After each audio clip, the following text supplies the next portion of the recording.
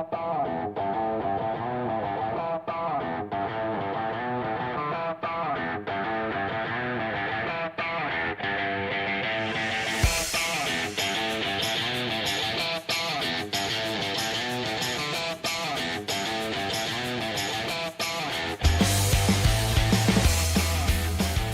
everyone. Welcome to Market Prep. I hope you're having an amazing morning. Hopefully, you guys had an incredible day yesterday. As you see, me and Peter can't see you can see them there a little bit better. There we go. Me and Peter are in the Christmas holiday vibe, as you can see here. So, good morning, Peter. How you doing with your Christmas antenna? Are you directing Santa where to land? It's my we're making sure it's having a party over here. Brian in the chat room challenged us all to wear different hats, so we thought we'd rise to the challenge. So there you go, doing our Christmas themed hat this morning. I have a couple of items of business we need to take care of. I also wanted to thank one of our members, Ian. We've had a postal strike here in Canada, which going into the Christmas season is never good. That means all the postal packages and letters have all been delayed. I haven't been able to get things over to my son in Scotland as a result. But he sent me about 2 months ago a shirt. Let me see here. See if you can see my shirt. That's awesome. I keep all my dad jokes in a database. So there you go. I want to thank Ian for sending me this shirt. Or members, every once in a while they get creative and they send us things. I think that's awesome. So I wore the shirt for him today. So thank you for that, Ian. If you're out there, I really, really appreciate it. And if I could for just a moment, guys, a somber note, but an important one. It'll be a year this weekend when our good friend and coworker, Brian Walchlist, died unexpectedly. Health complications. He's only 40 years old. He was a good member of the team for a number of years. A fantastic guy. It was such a shock. Last year, this time, we found out that he had died, and it was such a shock, and it still is, frankly, to this day. So he was a merchant marine who became a trader, worked with us on the team, loved to talk ships, loved to talk cars, and would never miss an opportunity to make a South Park reference. So he, in his honor, I think this weekend I'm going to be watching Mr. Hanky, the Christmas Pooh, and maybe it's Christmas in Canada, 2 Christmas-themed South Park episodes, because I know he would have enjoyed that. So anyways, R.I.P. Brian, we miss you, buddy. I think of you all the time. So just wanted to remember him this morning, because, again, it's only been a year, but I'm still in shock at the fact that he's no longer with us. So, all right. Thank you, everybody, for sharing that with us. And keep them in your thoughts. Okay, let's get to trading in the market, because we do have some stuff to cover this morning. We do have some economic data that I need to tell you about. We have a number of numbers that came out. Everything pretty much came out. Again, it's been pretty boring on this economic calendar. While we have data that has come out, and it's not always exactly what we expect, it's always like so close that the market doesn't care. Personal income expected to see a 0.2% growth. It saw 0.4% growth on personal income, came out at 0.3%. Personal spending, 0.5 was the forecast, 0.4% was the actual number. The PCE index, just general PCE, 0.2, came out at 0.1%. The the core PCE, which just eliminates some core items expected also to be 0.2, came out at 0.1. So you can see everything is basically off by 1/10 of a percentage point. But that is so close to being in line that, frankly, the market is just going to say whatever, right, and move on, as it has been doing with pretty much every piece of economic data except the rate announcement, right, that we had earlier this week, that just the market lost its mind.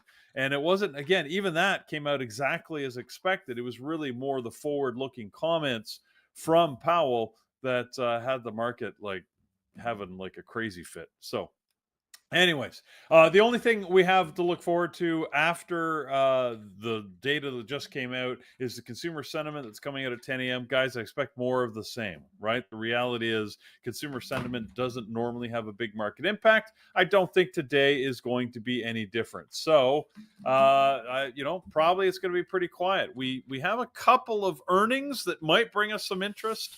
But don't get your hopes up too far. We're gonna have to look to this gappers list, and hopefully we'll find some fun stuff there. Because otherwise, it might be a fairly quiet Friday. This penultimate Friday in 2024. Really, we only have one more Friday before the year is over, and I don't know. It feels crazy to me. I'm still in my brain. It's still November because that's when I left for Colombia, and I came back and suddenly it's Christmas and end of year and all this crazy stuff. But let's take a look at what we've got on the gappers list, Carlos, and get going there. Yep, absolutely. Just chatting with members, even on YouTube, some really great comments from Brian on how he helped so many people. So thank you guys for those great comments. Great to always reflect on that, how good of a person he was. All right, let's head over to our gappers list, friends. We do have again everything sliding now to the downside of things. Right, yesterday was a little bit to the up, the day before that down. So we're kind of doing this back and forth dance, giving how the overall market is moving. Quick look at the SPY. We did gap up, but we ended up giving a lot of that back. Ended up right at the previous day close from the previous day, right? So you can see that there on the market. And today we're seeing some weakness.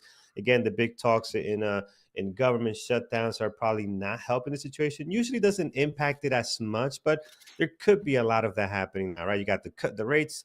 The rates are being decreased for last year from 4 cuts to 2. The market doesn't like that. And now you have this government shutdown that can cause a little more strain on certain companies if they don't figure this out by noon, by midnight tonight. So, oh, man, U.S. love drama.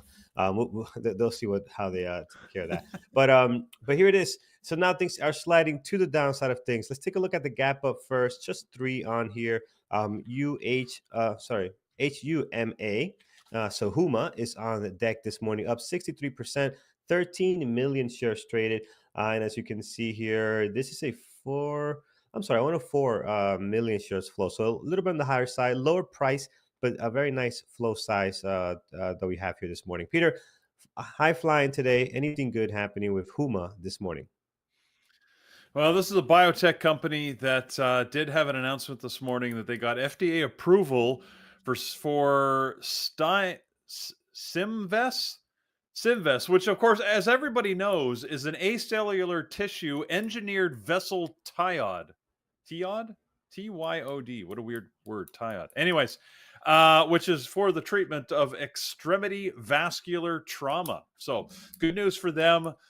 If all those words I just said make sense to you, then maybe you want to trade this. It's not a low float. It does have over 100 million shares in the float, but I think we pretty much have to treat it like a low float this morning as it's gapping up 63% with a lot more volume. I mean, it's got 13.5 million shares traded already this morning, and normally it only trades about 3 million shares a day. So, yeah, it's definitely in play. Carlos, this is the type of thing I normally like to watch, but I don't typically trade. So I'll leave it to others. Yeah, same thing here. It is in play. It's a lower price stock. My 5 minute ORB does not work well with lower price stocks, right? I tried over and over again, and I end up losing more money often than I make money. So I'm not inclined to put it on my list based on my trading style. If you're scalping, this could be a good one. It's very explosive today. If you're getting in and out very quickly based on just solely price action to get a couple of cents. But other than that, I don't see a good one for my type of strategy. And many strategies are just not going to do well with these lower price stocks that can be very volatile. So be very careful.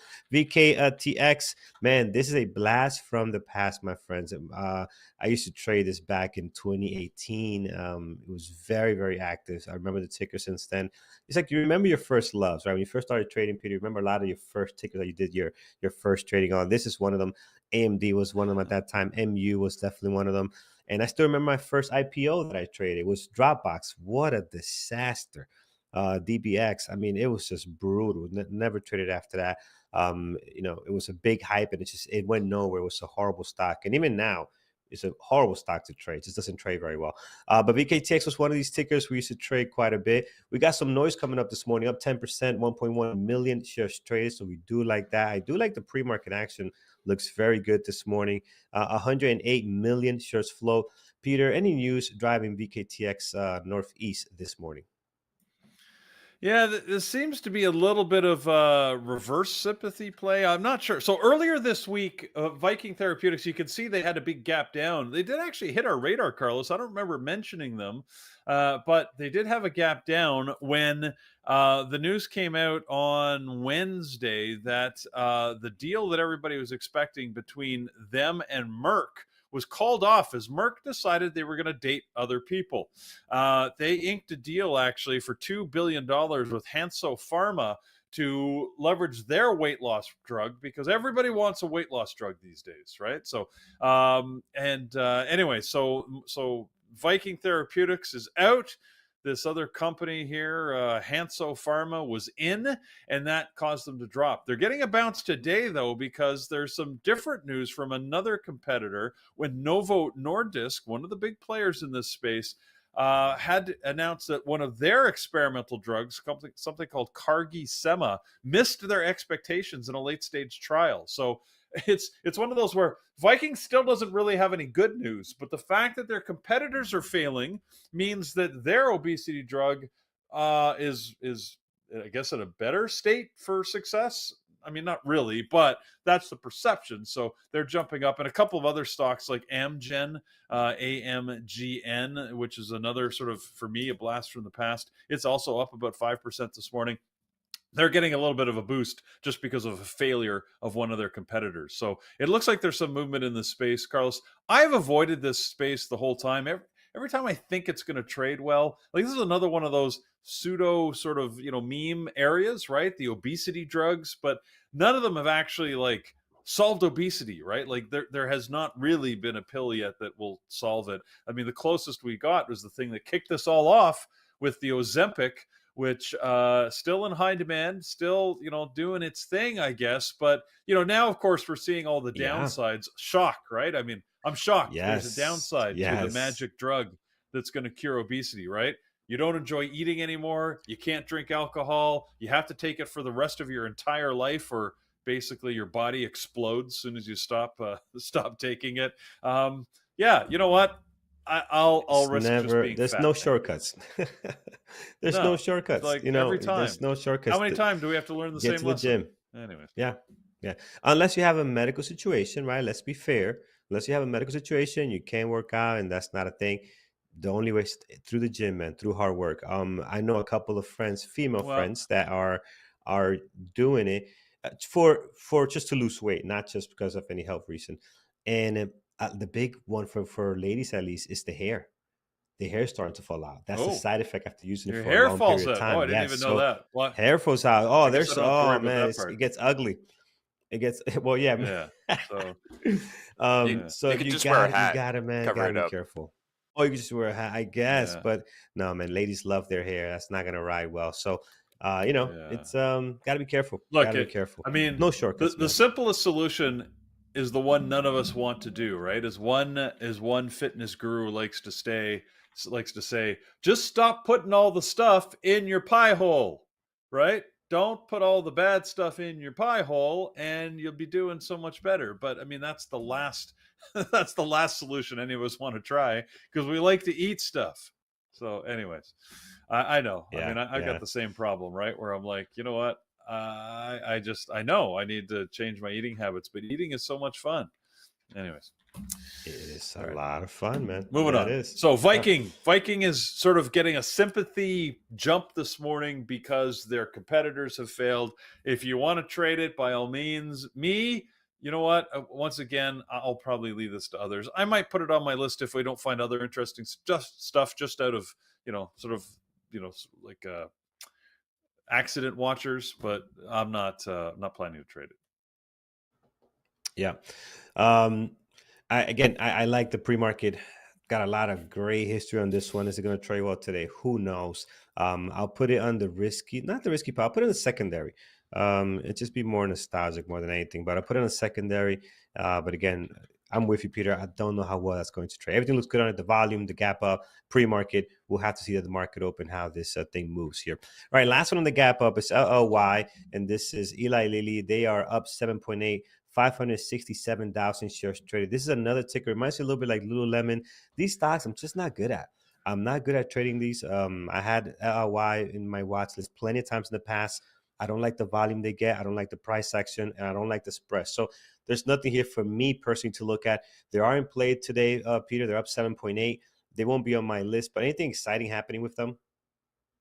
Well, it's the same story we were just talking about. So Lilly's getting sort of that sympathy jump, just like Viking, because the Novo Nordisk NVO is the ticker on that one, by the way, because their drug failed. So all of these guys have competitive obesity drugs out there.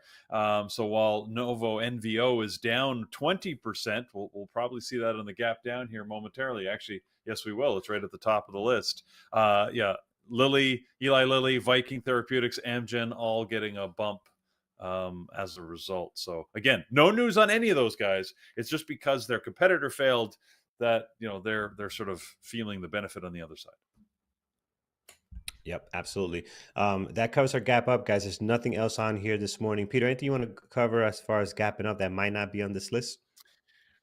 Not really, because there's a surprising amount of red on the list. People are talking about sort of the market overall, the SPY and the Qs. They did get a little bit of a jump after 8:30. I mentioned how the economic data has not been moving the market. I mean, maybe there was an excuse there with some of the economic data, right? The PCE numbers that came out to cause the market to go up. We have to remember it's still negative, right? We're still below yesterday's close, and that's after sort of 2 days of downward movement. So until we get green, I'm not going to get excited about anything. So yeah, everything is pretty much red on my list. I mean, we've got a couple of like weird things that are green. Boeing is nominally green. I noticed that NEO and LI, our EV companies out of China, are green, but I'm looking at them and they're not trading much volume. They just happen to be on the green side of the ledger. But I'm seeing a lot of red on the screen this morning. So let's go to the gap down because it is massive. Yeah, a lot of red on the screen today, my friends. Taking a look here, we're going to look at what's gapping down. First one on here, NVO. So NVO this morning, we just spoke about this, Peter, right? This is down this morning, 20%, 8.9 million shares traded. So we kind of talked about it. This could be fun to watch today. You're going to have this on your list? I don't know. I mean, there is a possibility. At least they're the ones with the news, right? So they're down 20%. The fact that, they've spent all this money and it's a late stage trial too, right? It's not a phase one. This is a late stage trial that failed. It might be worth, I mean, you got to remember though, Novo Nordisk, a huge company, right? So people get excited about the obesity drugs, but the reality is how much revenue would this have driven? I mean, I suppose if it actually cured obesity, right, then maybe, but the reality is it's a small part of their overall portfolio. And while I'm sure they've spent billions on the investment on the trial of this drug, it's not having a real material impact to their overall the fortunes of this company. So I think I'll watch it, Carlos, just to see what happens. Whether I trade it or not is going to depend what happens after the opening bell rings. Yeah, will be on my list as well. Let's look at the QUBT, QBTS. They're both down this morning. Not a lot, but they're down 10. Well, actually, quite a bit. 10% right here for QUBT, and QBTS is down. QBTS, excuse me, is down 5%. So both on the downside of things this morning. On SSR, given the sell-off that happened yesterday, Peter, what's the latest and greatest? I mean, there's not really any news. This is just they had a great run up, as we could see over a few days. They got taken down with the rest of the market when we had the big downturn, and really they're just sort of continuing the slide. So they're actually fairly resilient, right? Remember on Wednesday when we did have the economic data, they actually held up fairly well, all things considered. But yesterday they sort of lost the thread. Started to drop and are continuing that today. So I think it's just a little bit of the downside, the little bit of the euphoria is wearing off, if you will, in the quantum computing space. And when you are the poster child for that whole space, you're going to take it on the chin, and that's just what they're doing. Yeah, QUBT is on SSR this morning, hard to borrow, so you can really short that one with Interactive Brokers. QBTS, on the other hand, does have inventory for sure, but I find the QU to be the better trading one at least. So I'm not sure I'm going to have these on here. I expect to find something a little bit better this morning, so I'm going to leave them off for now as far as putting them on the list. Let's take a look at Nike. Down 5% this morning, 1.5 million shares traded. So not doing so hot into his pre-market. Yesterday, though, very interesting, right? So popped up all the way to 85, trickle his way down right back to the previous day close, and today we're down. So Peter, what's all this excitement going on with Nike this morning?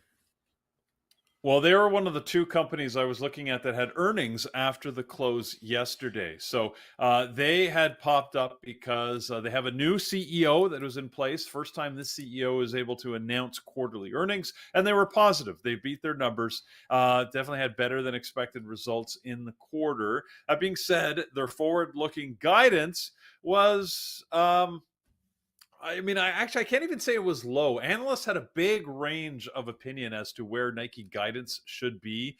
But it's a funny situation, right? Because some analysts had a very low opinion of what Nike was going to be able to do. Other analysts were a little more ambitious and aggressive. So the fact that Nike came in and sort of hit the midpoint of those expectations means that some say, hey, that's great, right? They're going to do better than we anticipated. Others are saying, no, it's not enough. We expected more out of it. So take from that what you will. You can see the initial pop was based on the, hey, the numbers look great. And then, of course, it sold off when people were having this debate over what the expectations actually were. So Nike, it's only in play 4 times a year when we have earnings. This is one of those times. Well, I shouldn't say that. They also get another day of play often when Foot Locker announces, because they're one of their major retailers, and if Foot Locker says they're having a bad quarter, Nike is a sympathy play, often drops. But anyways, it's Nike this time that is directly reporting. I would say just be careful with this one. Again, you guys know how many times have I said, oh, look, it's a NYSE stock. When they trade on the New York Stock Exchange, I just find that trading profile is a little different. It's not as smooth as you get on the NASDAQ. So this is a NYSE stock.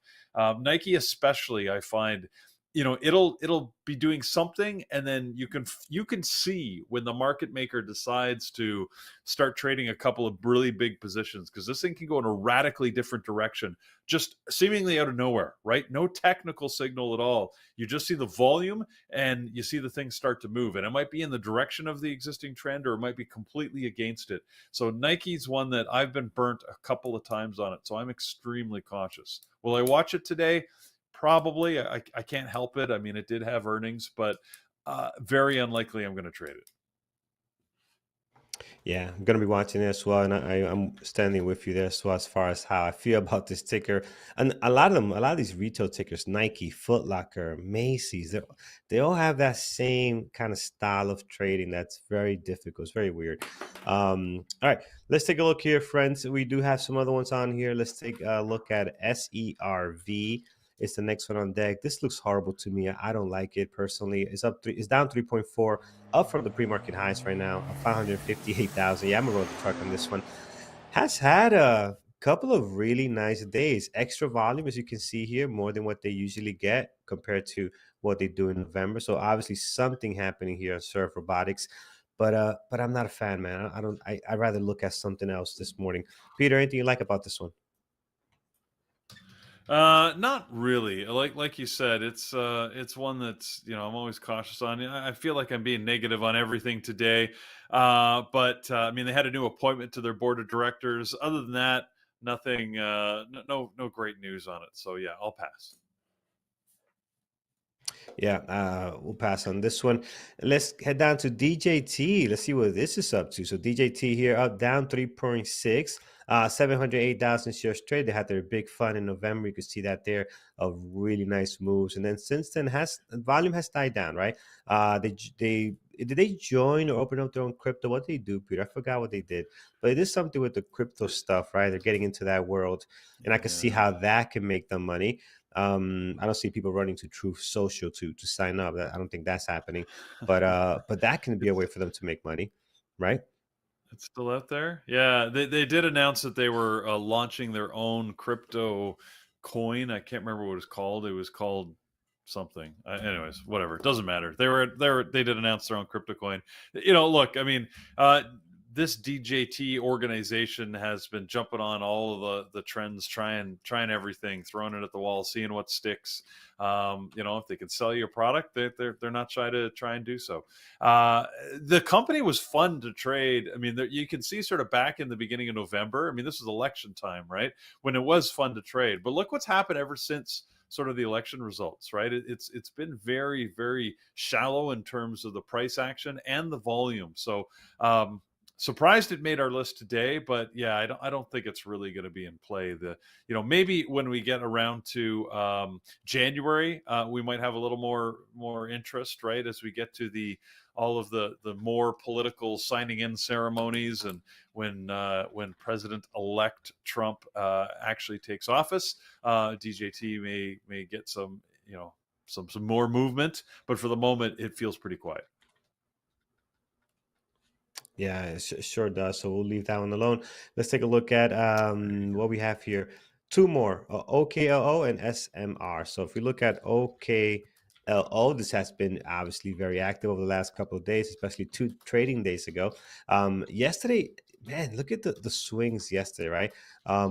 Pushed up pretty good, all the way back down, almost to the low of the day, back up past the high of the day, right back down to the middle of the day. I mean, it's been wild. So a lot of activity, which is good for us day traders, especially if you're trading the entire day, looking patiently for opportunities. You definitely have some here. Was much cleaner the day before. That was yesterday. The day before, you can see here, it was, if I can scroll back fast enough. Let's go. Here it is. Man, why is this scrolling so slow? Usually it's much faster than this. Here it is. Much cleaner. Nice drop with a continuation there, and it kind of just trended downwards, right? So a little bit of more action, yes, as far as up and down, but it's been in play for if you're day trading this and waiting throughout the day. This morning, very quiet pre-market activity. We can't put a lot of weight on that because this tends to do that. You don't get a lot of pre-market action on this one, and you can still have a decent day today. But the volume seems to be dying down a little bit. Once that volume dies down, as far as the daily goes, you might be back to this where it's not that easy to trade, not that fun. So I don't know what to expect today out of this one. If you do want it for a secondary third day play, you can add it to your list. I'll put it in a secondary. It'll be interesting to see how that plays out today. I might move this up if I don't find something that looks better. Right now, my list only has NVO, right? Of course, we haven't gotten to Tesla. We haven't gotten to a lot of the crypto coins here or Nvidia and all those other stocks. But right now, it's looking pretty light as far as my watch list so far. Peter, OKLO, very active over the last couple of days. Have you been dabbling in this one? No, I mean, I was watching it just to see what it would do, but I have not traded it. Yep. Same here. Have not really touched this one. So I'll keep it on secondary. We'll come back to it if it looks any better. Last but not least, SMR, and then we'll head over to you, Peter, what you like on the gap down. There's some other stuff on here, but just for the sake of time, we'll skip on those. If anybody wants to bring them up, we can look at them. SMR this morning, nuke scale power. It is down 4.1, 723,000 shares traded. They've been somewhat on a downtrend over the last couple of days, as you can see here, weeks really, with some big sell-offs the last 2 days, obviously given the overall market sentiment lately. Peter, as far as the gap down this morning, is this market stuff or anything special with SMR? No, I don't really see any news. It seems like it's just sliding. Maybe nuclear is on the outs. I mean, probably not, but it just seems to be sliding down with the rest of the market today. All right, there we go. All right, friends, that covers our gap up and gap down. Again, did not pull off a lot from both of those lists. NVO is on my main list. They got tons of volume, down 20%. And the rest are on my possibles list. There's some good ones here, maybe Nike and VKTX. But again, usually they're not great at the bell. Peter, as far as gapping down, anything you have on your end, any earnings or any tickers you like this morning? Yeah, well, first on the gap down list, Robinhood I noticed is back on the list. Hood, HOOD. I thought some interesting news on, again, not a great intraday trader, but which is seemingly a little ironic, right? I always find it interesting when these companies that are, trading companies don't trade well themselves, but that seems to be the case. Look up IBKR if you want to be totally disappointed in a stock. But anyways, Hood had some news. They made an acquisition a little while back of a company called Trade PMR as they were expanding their offerings. And today is the day when they've made a bunch of, so there are about 200 employees in this Trade PMR company. And apparently they've issued them offer letters to join. When you make the acquisition, of course, they have to join sort of the new organization. And apparently about 200 of the employees have these offer letters that expire today, and they need to accept them or be summarily terminated, basically. I don't know how many of those 200 have accepted or will accept, but it could be a big risk to obviously the successful integration of this Trade PMR and their offerings if some of the key employees choose not to accept that. That I think is acting as a little bit of a drag on Robinhood today. So yeah, maybe keep an eye on that one. I'm not sure where it's going to go. One from earnings that I did want to mention, FedEx, FDX, they had earnings after the close yesterday. FedEx, not really, I'm really very low volume, right? Less than 200,000 shares. That's why it didn't make our list this morning. It is gapping up by 8.5%, which I'm a little surprised about because they had a mixed picture. They beat on their bottom line earnings, but missed on top line revenue. They did announce that they are looking at potentially spinning off their freight division, which I guess is different than their commercial packages division. But the freight division actually underperformed in this quarter. So while it's interesting that they chose to announce that they might be spinning it off, you usually want to do that when it's like overperforming and doing lots of revenue to attract potential buyers. But they are gapping up this morning, but again, on extremely low volume. It is a NYSE stock, so you can't always judge how it's going to move based on that pre-market volume. But if ever there is a day for FedEx, it might be today just because of those earnings. And there was one other that I wanted to mention, and I've lost the thread on it. Carnival. That was the other one. Carnival Corp, Carnival Cruise Lines, CCL.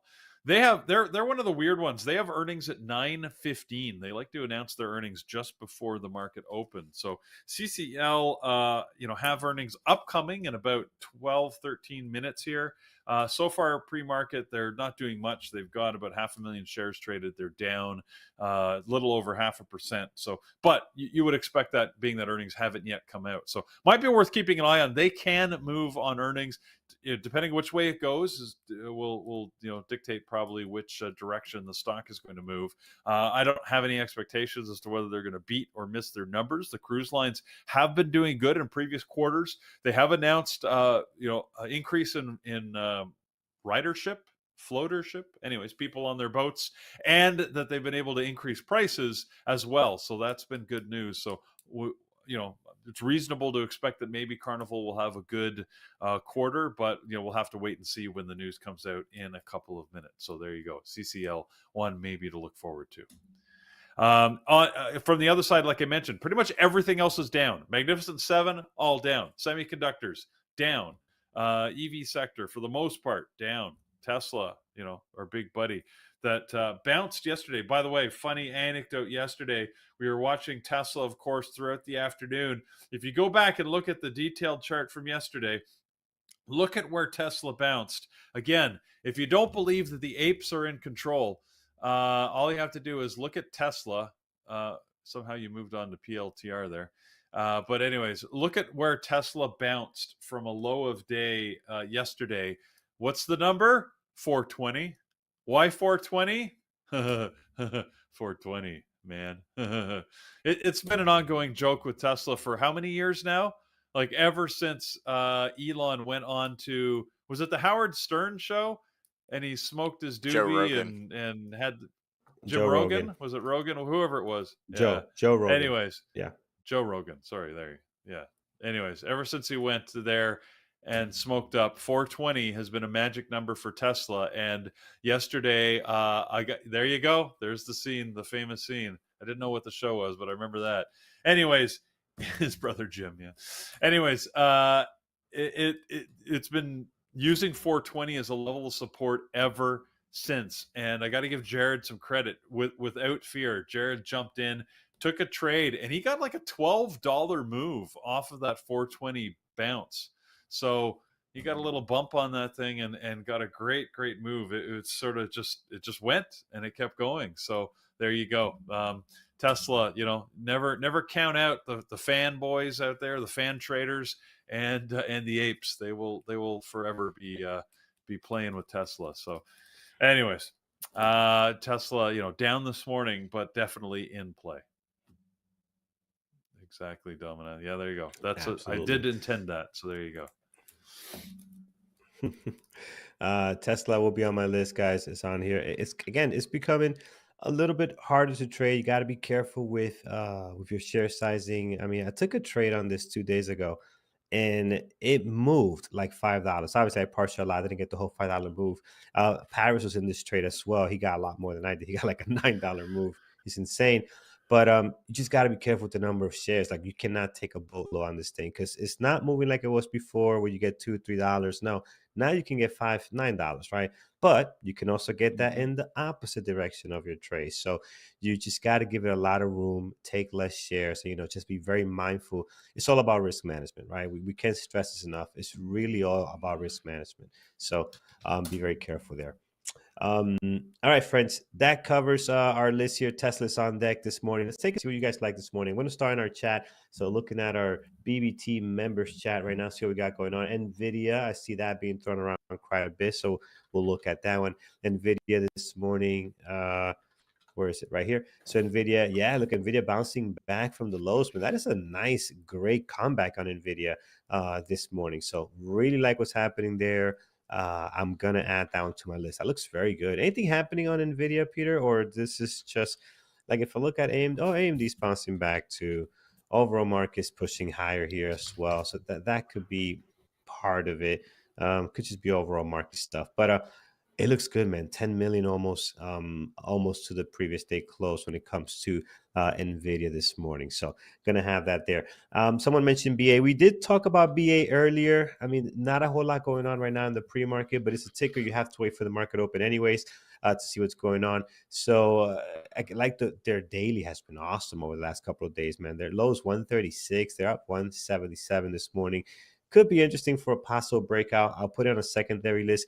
We have to wait. That volume and that explosion is going to come at the market open. Right now, we're not seeing it.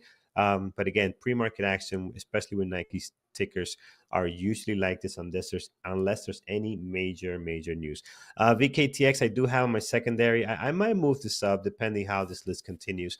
But right now, it's going to stick there on the secondary list for the most part. What else, friends? Over on our members tab, let's see what else we have. AMD, we did look at quickly here.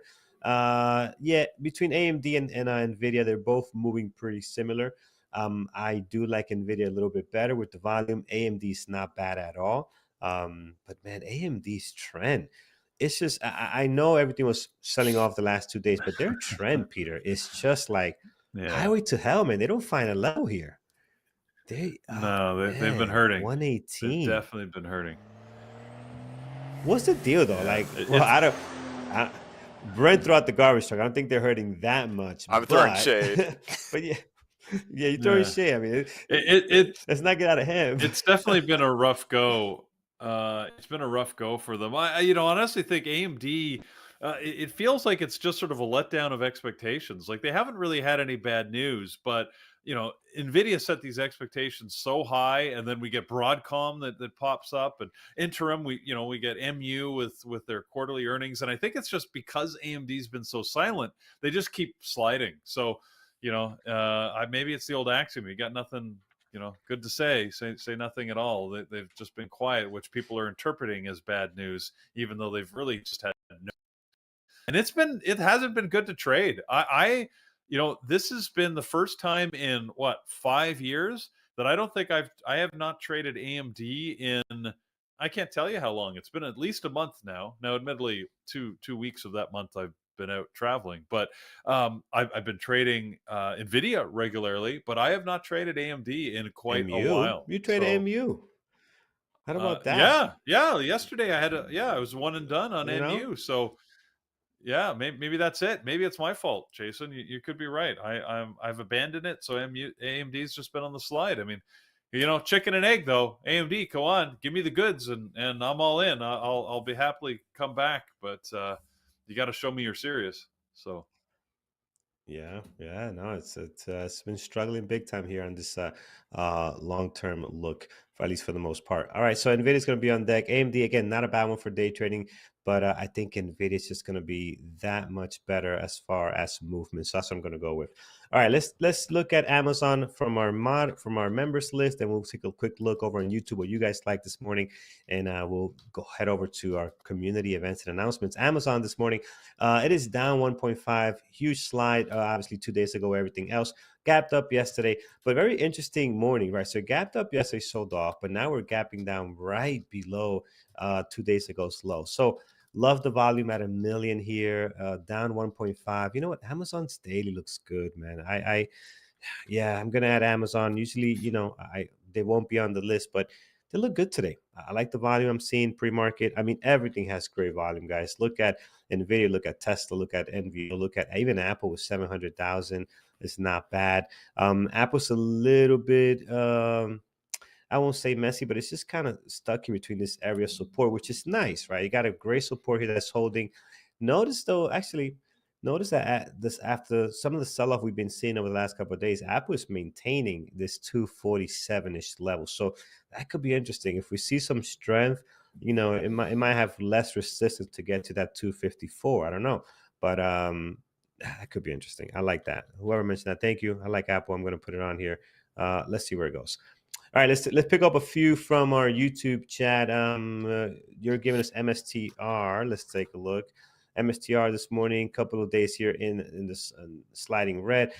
Pre-market is down to 1.4, but again, we've been pretty bad this morning. We're down at 300. We're up $20 from the pre-market low. Just think about that. That's how much the stock can move. So again, another one where it's not a Tesla, right? Where it's much more than that. This thing is moving way more than a Tesla was. So be very careful with your share size. So, man, yeah, I want to watch this. I might not trade it because the risk management might be a little bit out of scale for me. But how can you not watch a stock that's up $20 from the pre-market lows? 2.7 million shares traded. Has been very fun to watch. Trying to get into the green was for like a second here and then right back down, but it's trying to get up there. So yeah, I think MSTR is going to be very interesting. Again, extreme caution on that one. AVGO this morning. What are we seeing here? AVGO. I know they were heavily in play about a week ago. Today, I'm not sure, man. I think that the lack of volume on this is going to make it very, very tough to trade the way the stock normally trades. And you can see here the volume is just kind of slowly dying down. Yeah, I won't have this on my list. Today we're seeing some explosion into the green so far, so that looks interesting. But I'm gonna probably keep this one off for now, man. So I think I like what I have here. So right now, NVO, Tesla, Nvidia, Amazon looking nice. Although Amazon they have a strike going on, right?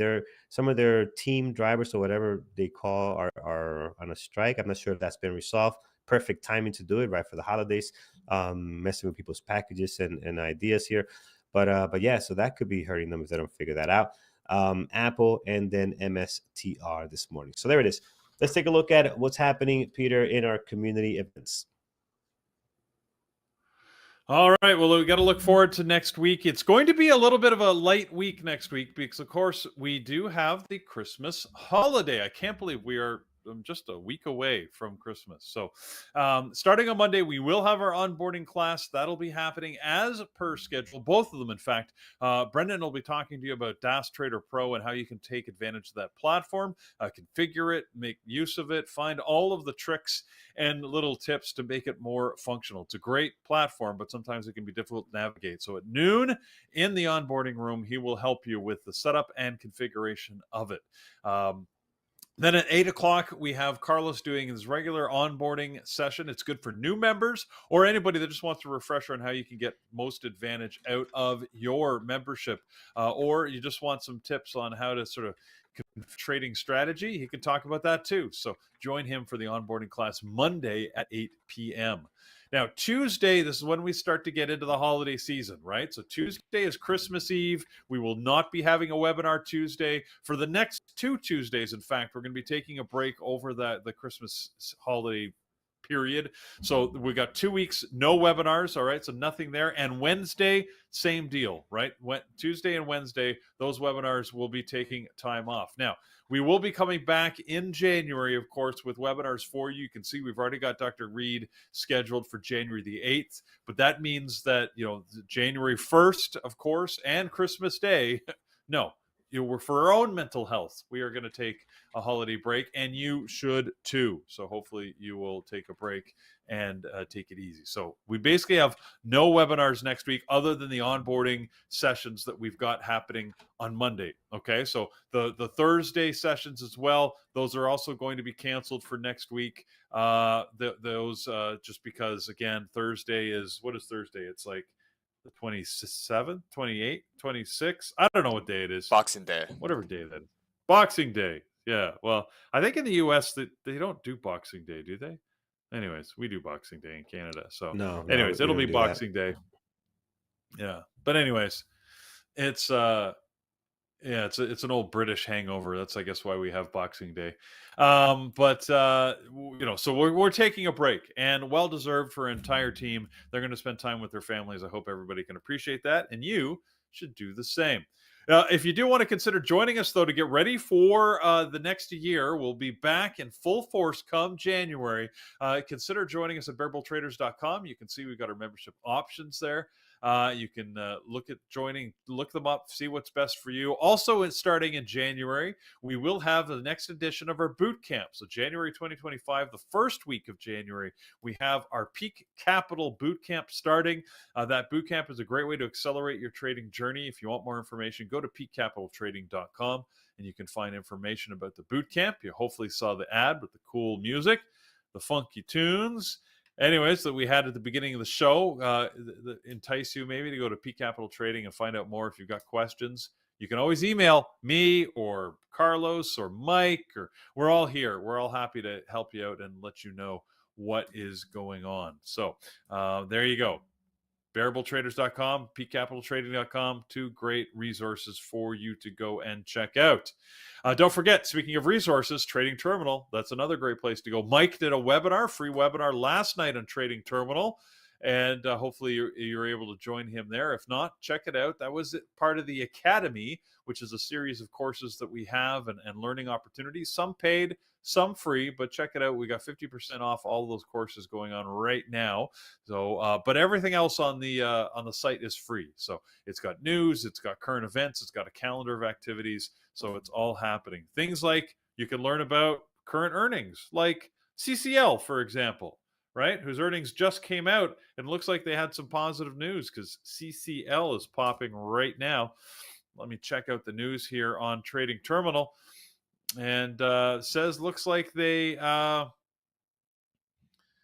look at that, man. They are moving. The volume just came in on They're it. cranking. They're moving a little. Yeah, well, like we said, expected to be a good quarter, but based on what would have been happening previously, looks like they beat their numbers, good strong revenue, and met their bottom line earnings. I don't see what the forward-looking guidance is yet. That is always key. So we'll wait for that to come out. We'll see what happens. But yeah, CCL is currently in play if you like that stock. So a little bit of a pop right now. All right. Thank you, Peter. Let's take a look at American Airlines. If they're moving with CCL, they are not. CCL is doing this all by themselves right now. So I'm going to add CCL to the list here. I'm going to put it on a major secondary, on the main secondary for now. We'll see how this looks in a couple of minutes before the market opens. Let's get to some levels, and then we'll head over to see what our moderators are trading this morning. NVO, guys, big drop. They're on my list today. Yes, on my main list, but I don't know how well they're going to trade. A lot of action this morning. Low of the pre-market 73.76. If we look to the left, when's the last time we've been here? It's been a while. Oh man, yes, we're going back to 2023. I'm looking at it weekly now for the sake of time. 78.27, clearly a level there, and we have another one at 75.77. We'll mark that there. Right where the price action is right now, also have a level 82.36, and then we'll also mark down 85.72. So got a couple of levels there off the weekly, going back to actually 2022. So last time we were hanging out around this area. So they've been crushing the markets, but today they're giving a lot of that back, as you can see here. So there it is for this ticker this morning. Tons of volume. Again, they might be difficult to trade. I might end up moving this down, moving up a CCL or even a QUBT is rocket as well. Started to move very aggressively. So we'll look at that in a second here. Here's Tesla, guys. High of the pre-market, 431.50.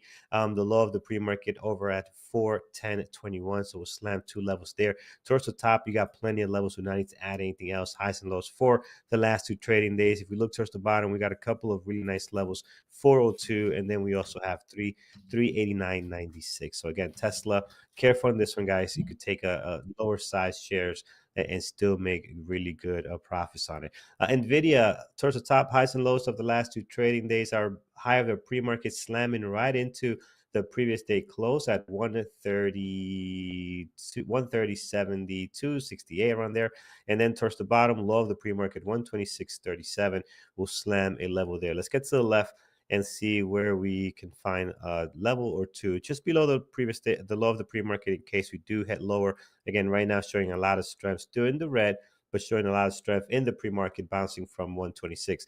124.18 is another great level there, and then we also have 121.41. So I think that's enough towards the bottom, unless we have a complete collapse of today's market. I think we should stay above some of these levels here. That is Nvidia, looking good. 10 million shares traded so far. Amazon, again, Amazon's it's got some issues with some shipping and some union strikes that's going on. 216.50 is the low of the pre-market. Towards the top, you have plenty of levels, highs and lows for the last two trading days. Our high of our pre-market is just slightly above the low from 2 days ago. So I'm not going to worry about that too much. I think this level here is going to be a lot more important than the high of the pre-market for the most part. Below the low of the pre-market, we do have 213.82. And in case we do like to flush things here, 210.07. It's another great level on the daily. You got a lot of resistance there and support as well. Heading over to Apple. Again, a lot of our Magnificent Seven down this morning with the overall market. A lot of them bouncing back from the low of the pre-market. But Apple is special. Apple has not really sold off that much, right? They've been holding their 247 level here, and they did that today and the day before as well. So again, still a nice red day here. But this stock is maintaining its strength, man. It's nice to see that. Level at 246.32. Below that, we do also have another one over at 245.31. And I think that's pretty much what we need for Apple. We will mark down the high of the pre-market, which is at 248.71. Once you slam that there, you're pretty much set when it comes to Apple. Again, this is interesting today. We got some decent volume. Let's see where it goes. One that's made a beautiful comeback here is MSTR. Low of the pre-market was at 314. They hit as high as 326, so just already in the pre-market as high as $26 from this bounce, and now around 320, trying to maintain this hold. But the last couple of days have not been great for MSTR. Look at the sell-off here. Has been red. Let's see if they can change things today. So below this 300, in case you do decide to somehow lose this $20 lead that we have, 278.64 is the next best level I see on the daily. Again, another one where the moves can be massive. Just take a small number of shares and you can make a really big a profit either way. So you don't got to go load the boat on this one.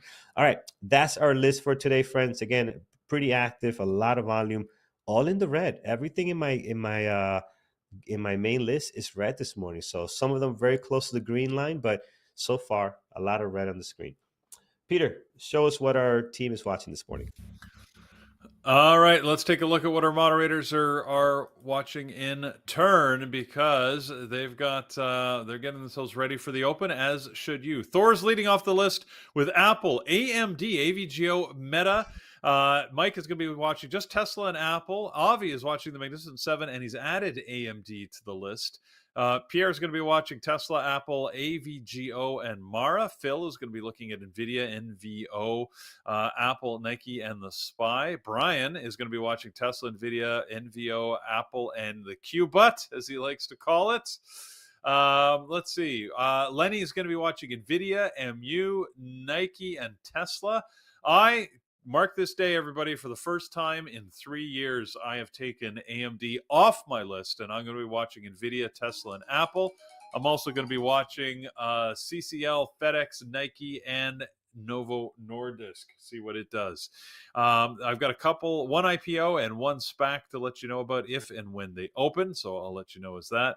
And Andrew says he's going to be trading the same thing as Brian, but he's also added AVGO to the list, which I think is going to be disappointing. But hey, if it goes, then all power to you guys. I hope it goes well for you. So that's what everybody's watching today. Hopefully you've got some good options from that list or ones that you've picked out for yourself. Whatever you choose to do, trade smart.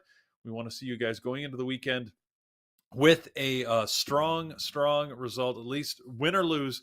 We want you to be able to say, look, I traded to my strategy, I stuck to my rules, and I traded with discipline. So with that being said, we are on this, like I said, penultimate Friday before of 2024. We only have one more of these Fridays to go, and then the year will be over. Craziness. Insane. So enjoy. We're going to hand you over to our live traders. Again, thank you for joining us. Thank you for joining us and remembering Brian Walquist, as I said, good friend and one of our teammates. He is sorely missed. So all the best to you guys in this trading day. And I think Brian, our other Brian with an I, we used to have to distinguish the Brian with an I and Brian with a Y.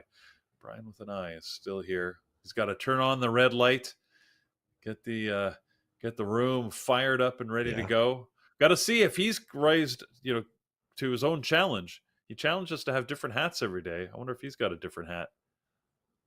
Yeah, we'll be wearing a new. I'll be wearing a new hat every day until Christmas. So I got lots of them.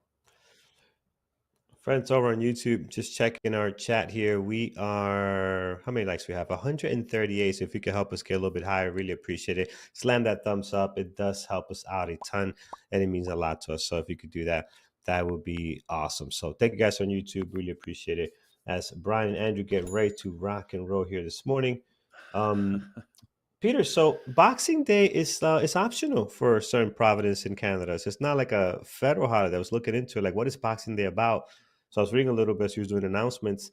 So is Ontario is federal, I guess, for you guys, but other provinces, they decide where they want to do it. It's provincial rules. So provincial rules, every province gets to decide. But I think it's generally a thing across Canada. We'd have to ask Brian. Brian, hey, pirate Brian. Is Boxing Day a thing in British Columbia? Yes. Well, no. It used to be bigger when they had when people weren't shopping online. Everyone went to the brick and mortar places. They lined up at they'd start lining up at 10 at night and then of course they crashed the doors at 8 and people would die. That's not good. But I get it. I get it. Anyway, actually, it was a thing. There you go. It was a thing in the States too. I used to go for Boxing Day specials. I remember one year I was very excited to get myself a big, I think it was like a 32-inch TV, but this is in the days when it was a CRT, like an old picture tube TV. The thing had to weigh like 130 pounds, man, as I was trying to haul this thing because there was no carts available, and if I put it down, someone would take it. So I was calling it, afraid I was going to drop my brand new TV purchase. And I'm glad those days are over. It was just insanity. Who needs to do that? It was. Yeah. We needed to camp out overnight in front of take care. All right, guys, we got only a minute to the open. Have a good one, guys. Yeah. Have a good trading day. Brian, we'll hand it over to you. Off we go. Thank you. Good morning, everybody. And let's try to make it a good Friday. And see where we go from here. So I'm just my fave, Nvidia, which has been very good to me lately. I'm going to watch that. Very, very good to me. I'll stick around, Brian, until you get support. Anybody wants to join Brian for the open, you're welcome to. I'm not sure where Andrew is again. Oh, there he is. Wait. Oh, there he is. He's in the spirit. You'll see it There momentarily, you go. everyone. Wow, there. Love that. Love that hat, Yeah. man. All right, guys. Have fun at the All open. right. Here we go. 5 seconds and counting, and now we're see what happens. All right. Off Good to the morning, races. everybody. Ding, ding, All right, ding. Good morning. Good morning. You should be able to see my screen, guys, in the chat room. We will see. Let's see where the volume is. Tesla is 2% down again, Brian. Yeah, I know. I see that. It's moving up, though. CCL is up 4%. CCL had earnings this morning. They came out obviously a few minutes ago. Say AVGO is kind of interesting. I missed that. You pointed it out. Might be getting ready to break out here. It's at high of pre-market. Nvidia is starting to drop. Tesla's starting to break NVIDIA, out. very interesting volume on NVIDIA. 15 million volume. Wow. NVIDIA is super interesting.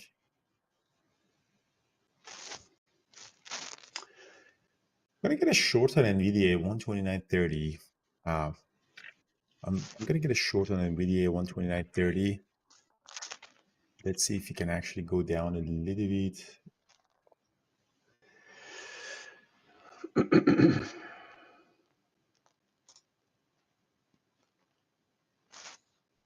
Be nice.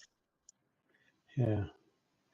I joined you in my entries 04, so that's not great. All right. I might get a stop out on it actually. So let's see if it really didn't lose the VWAP. SPY is going up. So this one didn't doing a 1 minute win range breakup.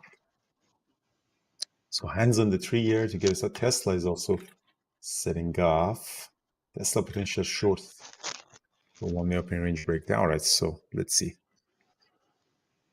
Market popped up. AVGO, no volume, surprisingly. All right, so let's see if NVIDIA is going to go down or not.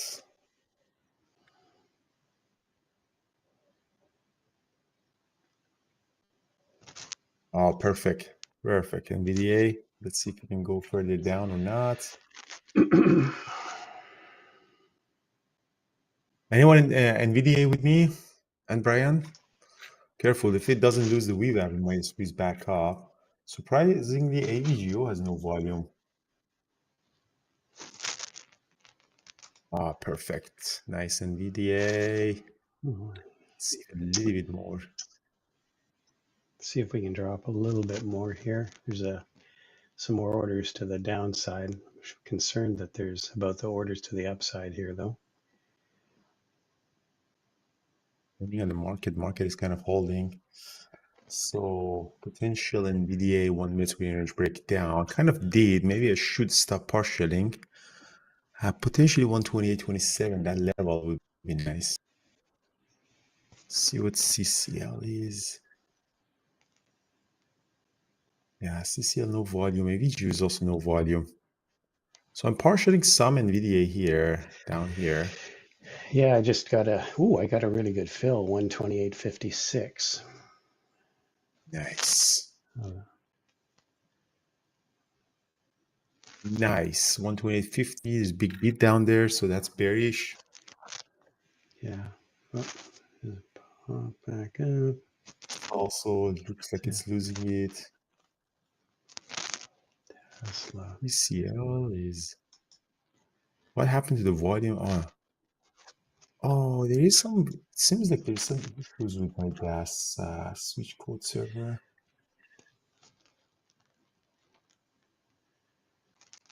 I think I'm getting out of video. I don't really like it. I get so Made some money, but I just don't like the price action. Probably.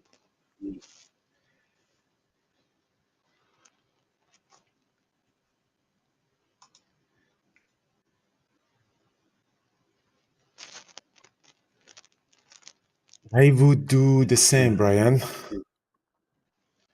Yeah, Tesla's coming back I would up. do the same. I'm all out of Nvidia, guys. So It if looks like anything, it's let's see. gonna Actually, can try to break out now. AMD's trying to move. AMD's gone green. That's unusual. STX, AMD. All right, so let's take a look at AMD. AMD is green. It's interesting. At 119. Wow, this pop of AMD also booing BAs in the scanner.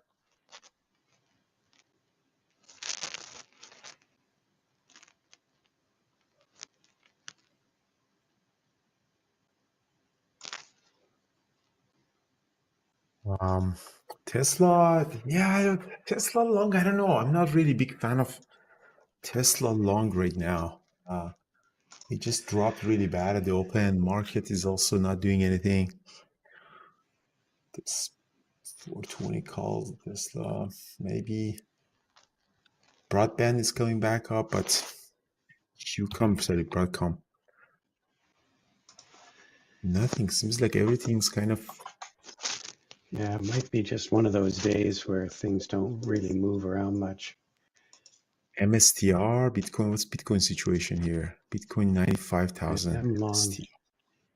I did. I like an AMD. Yeah. AVGO. It got to R3 and rejected. MSTR, yeah, definitely. MSTR is interesting. What's Bitcoin? Is Bitcoin moving up? Yeah.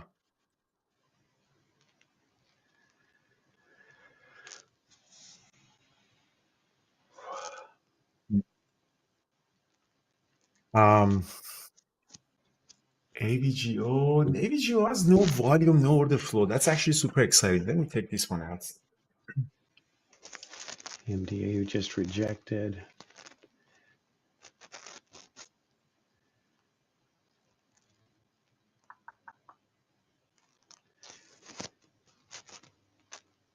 Let's take a bit of a long on AMD here on this pullback. We got in at 1905. Let's see where we go.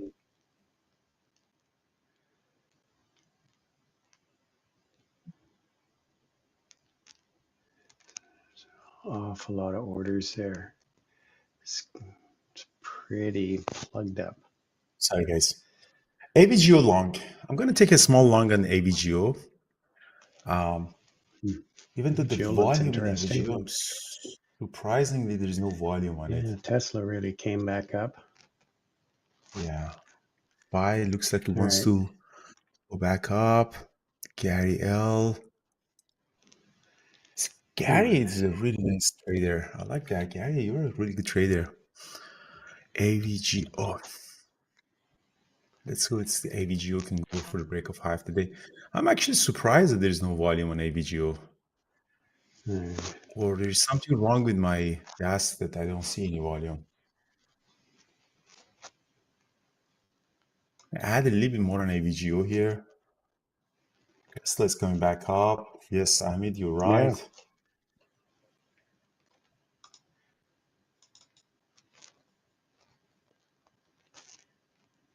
Yeah, I'm getting a long on Tesla for 27.36. Oops. Qs are going up. I'm long also too. Tesla. Yeah. I'm long Tesla as well. Yeah. See where Tesla goes. Break of high of the day. There's a moving average 430 on 5 minutes, so the volume is coming. Let's see if you can survive. MSTR is in the scanner. Yeah, MSTR. Somebody called MSTR in the chat. That was really nice. All right, let's see if AVGO also hits the high of the day.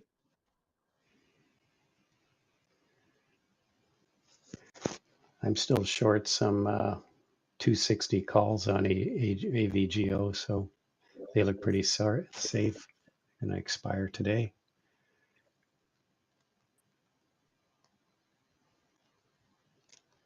SPY is going to go green.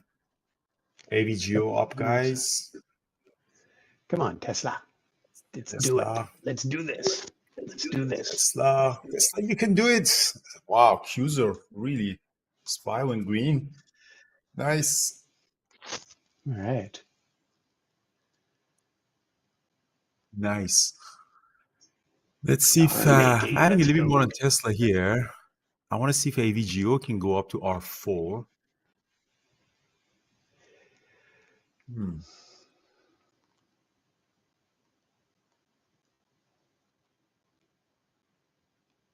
Kind of an interesting day so far.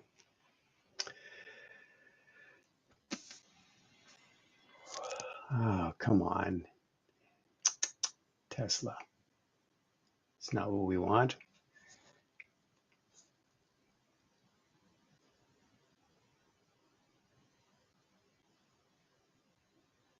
Fuck, Tesla's dropping shit. Yeah, that's not what we want. Damn. All right, I'm getting out of Tesla, guys. I gotta stop that on Tesla. Let's see. Are you short? No, I'm long. Long, yeah. I gotta stop that on Tesla, guys. So I did sell some of the calls I had on that pop, but now I'm in the red on them. Damn. Yeah, I'm long, guys. AVGO. Let's see if AVGO can go to 224. CCL is coming back up, huh? It's kind of a weird day. I feel that there is no order flow on anything. Or am I crazy? It is kind of a weird day. I feel that there's absolutely no order flow. The volume where is everybody? Light. It's a Friday. It's going into the last shopping weekend. Who knows? It's kind of maybe people are saving their money for holiday gifts. NVO has order flow. Gary, let's see what NVO doing. Yeah, NVO, what is it? Oh, Novo Nordisk. Oh, this one is the Ozempic company. I read the news that they had some issues with one of the new trials. Got fucked out, 20%. Wow. Tesla's going to bounce here.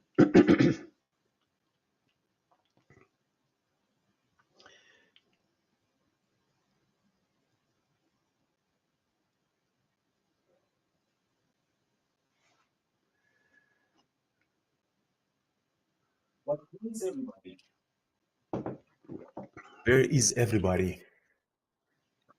NVO has nice order flow, yes.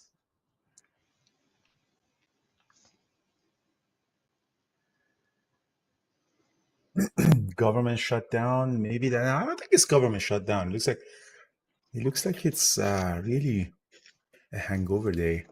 AVGO is still on long only AVGO. Let's see if we can get to 224.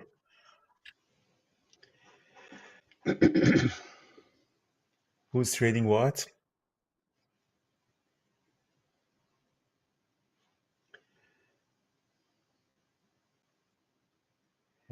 Yeah, I'm out of my Tesla. Yeah, I gotta stop that on Tesla early. I knew it's just not gonna get us anything. I knew it would bounce off the View app here, but I think I'm gonna try taking a short here.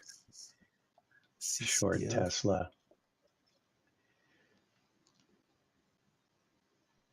I can't believe we didn't sell some 500 calls, Brian. It was your call. Here we go. I'm short Tesla now. That's nice.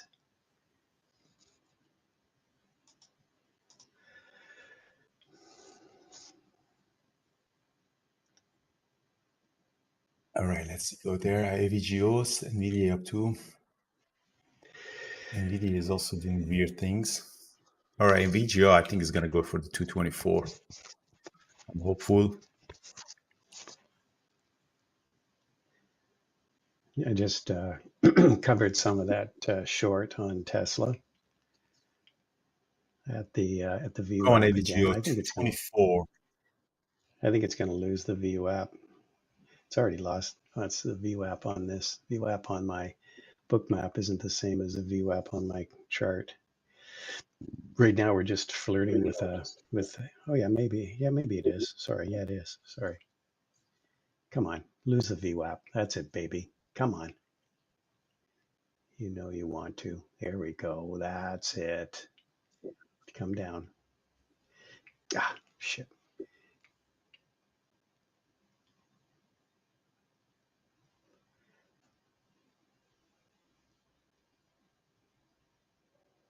Big order at 420.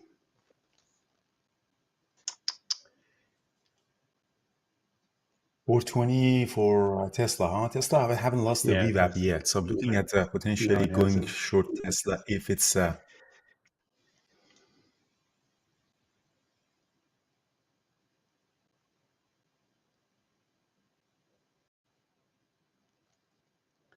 It's a spying cues, popped up, sold off. Come on, AVGO. V1R4.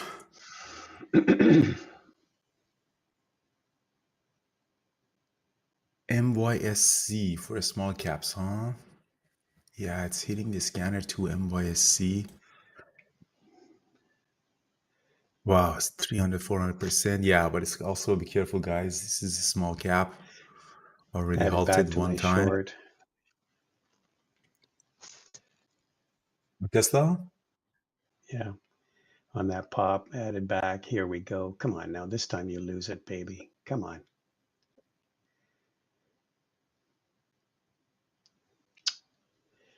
Come on. You know you want to drop.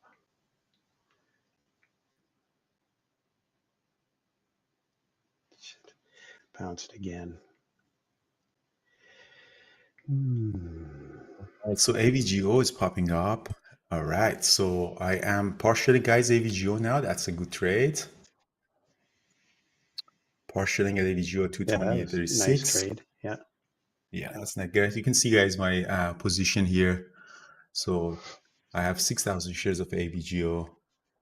Finally, one green for me.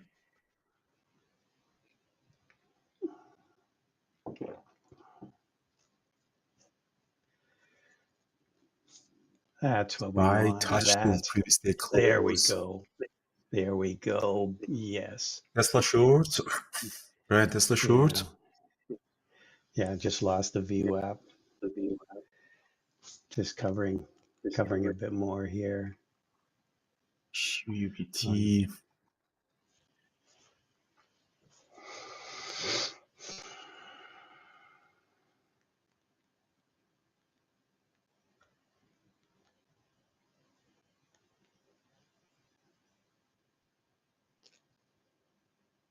AMD dog.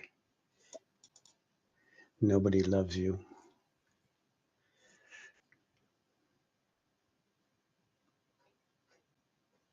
Right, so that's the worst type of trading day I've ever seen.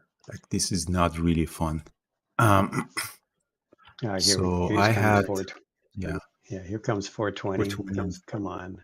There we go. Oh, this is nice. Yes, this is nice. Here we go. Here we go. Ooh, boom, right through 420. Nice. Smoke Nice that, test. Elon Musk.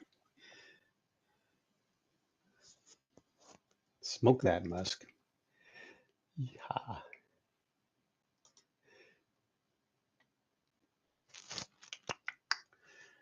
Beauty.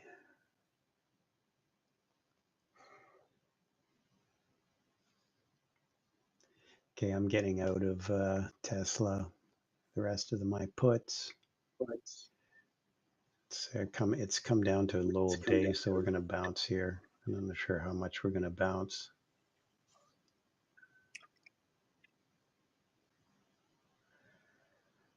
All right, so Tesla is at the level. So AVGO bounced back. I might get a stop that in AVGO at the break even. It's too bad. Yeah, Tesla. The nice trade on Tesla, Brian. The only Thank thing you. that has a little bit of volume and order flow is actually. I'm going to go another short on Tesla, 418.88.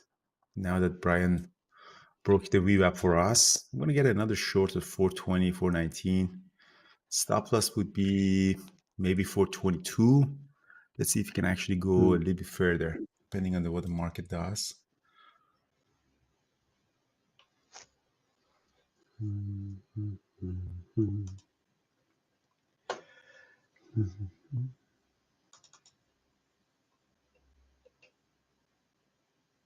The VGO is coming down to my entry point, so I might actually get a stop out on AVGO. Where I'm getting There out of you stop out go. on AVGO, only focusing on short on Tesla.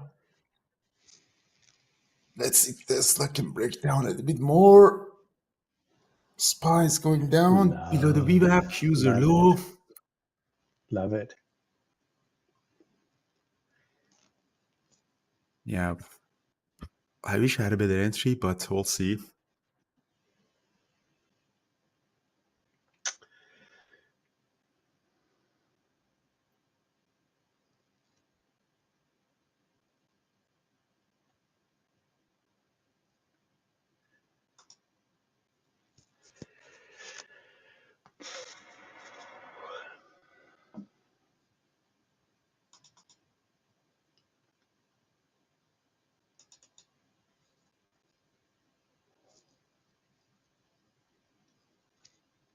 Let's see what Tesla is doing.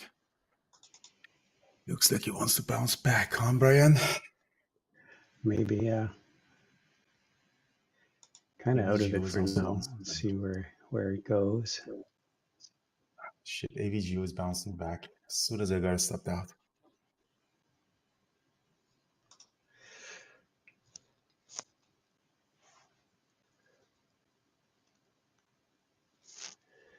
Here it's bouncing back to the VWAP. It should reject here. Should reject very close to Tesla, here. yeah, Tesla, this Yeah, is a when it very does that. strong squeeze. Yeah, this is bad. This is bad. This is a very big No, it candlestick. should. So I'm gonna cover my short, I would guys. watch. No, I would Yeah, watch I'm for gonna a cover my short. pullback right here. Yeah. Yeah, this candlestick, like this one, is kind of not good. This was a very big candlestick. You usually don't want such a huge squeeze. Today, a very bad day, guy, for me.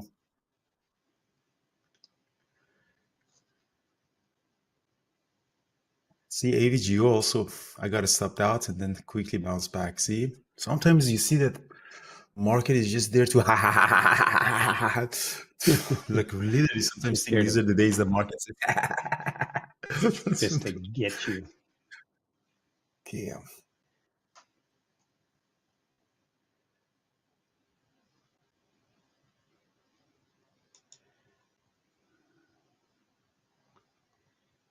Okay, I'm short Tesla again. Let's see, Brian is short again. as long as it stays below the VWAP here. 10 ROFL. Is ROFL is a ticker or is it a slang? I don't know. Regret of what? What does Regret of ROFL missing stand out. for?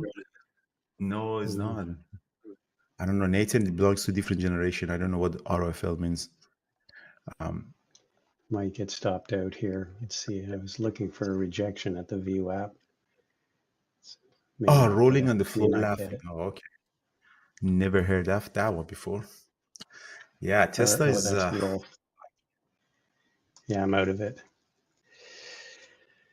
Yeah, this candlestick at 951 was very dangerous. Like this one, this usually you don't want Yeah, such a there's a lot huge of, squeeze. When I was short, I said, okay, now half of this candlestick. If you come back half of this candlestick, if it goes above, it might actually continue going up. But this was a such big squeeze. Today, maybe oh. I told you this is one of those days that the wow, market is looking at me. AVGO. Sometimes it happens. Look at that. See, as soon as I got out, look at this big rally.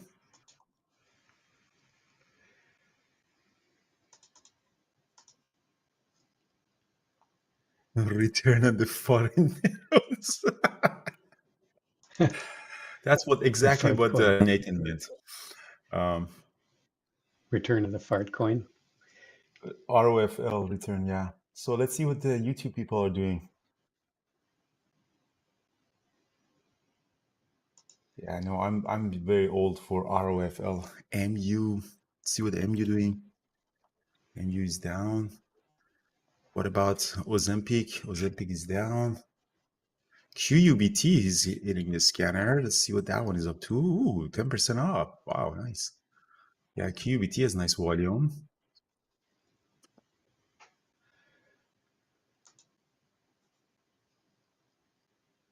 Would be a good entry.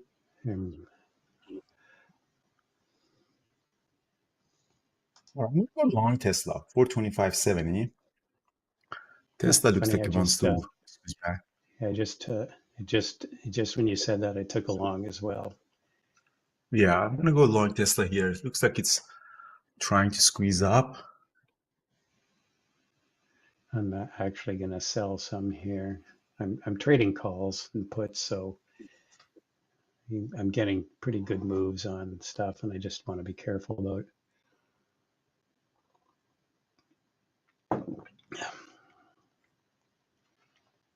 Yeah, I know, Eric. JP Morgan selling that. Let's see if Tesla break out about 427, I might actually add more on it.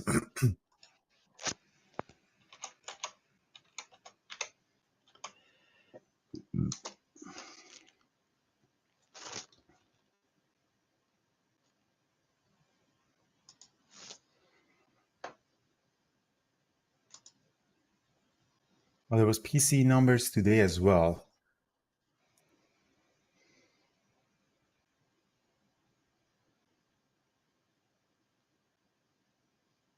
Yeah, there was PC numbers. I didn't really hear anything about that.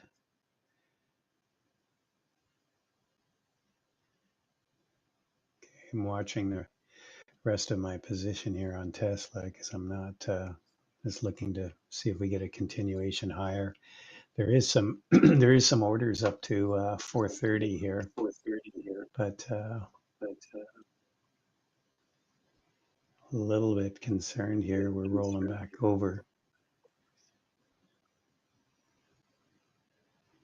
Making money, then losing it.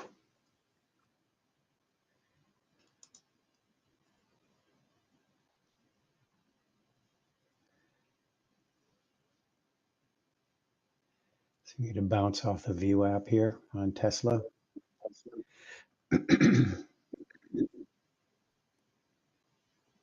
Yeah, Tesla is bouncing back. AVGO was nice. AVGO keeps going higher. 225. Oh.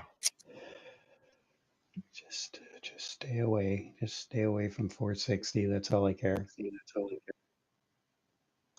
MSTR. What's Bitcoin doing? Bitcoin is 96. Bitcoin also got a really big hit, huh? Yeah. See, these are all correlated aspects. I'm getting out of Tesla. The rest of it, I'm back to.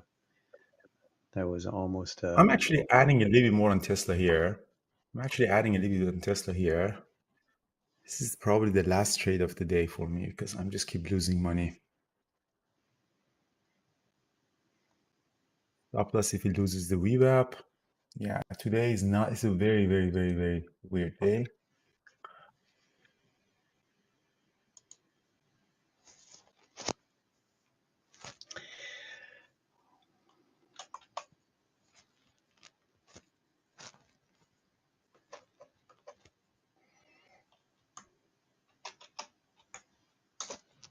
Where is everybody? MYSC, QUBT. What's going? I did. I kind of lost track of QUBT. What did? I had a really big drop yesterday. Wow. FedEx is really sold off. That's interesting. It's down at, it's actually right down at PDC right now.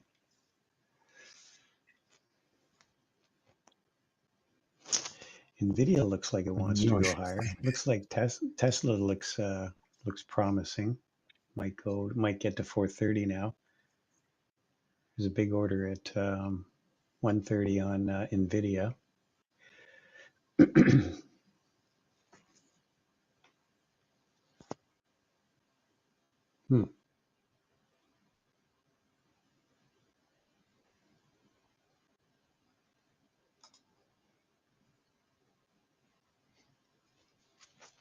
Right.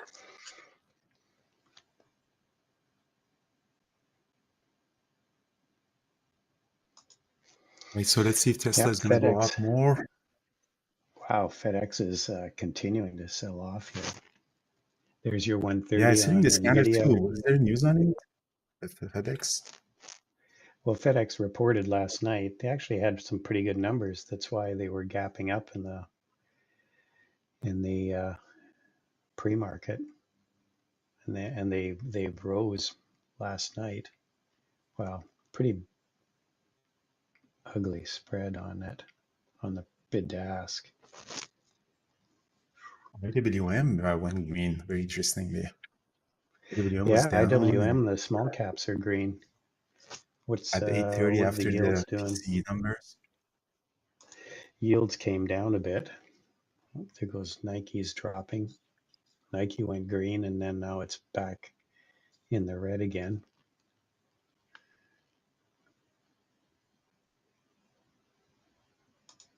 All right, Brian. QUBT's Tesla might go for the break of 5 today. Yeah, there goes Nvidia. Nvidia's popping. Nvidia is going to go to PDC. Yeah, It rejected there. It rejected there twice in the pre-market. So if it gets to sort of that 130.70 level, look for another rejection. Wow, QUBT just went through 17. Oh, there you go. Tesla might also go too. Yeah, Nvidia might go green. You're right. Nvidia is interesting. Looking forward to see Tesla potentially also go up. QUBT.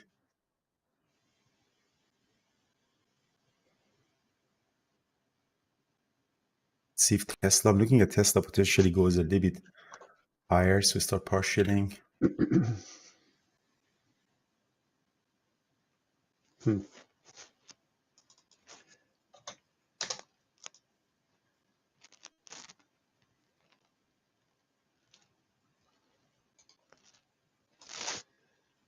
December 20th.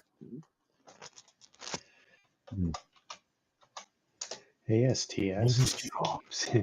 No, it's not much of a AST space.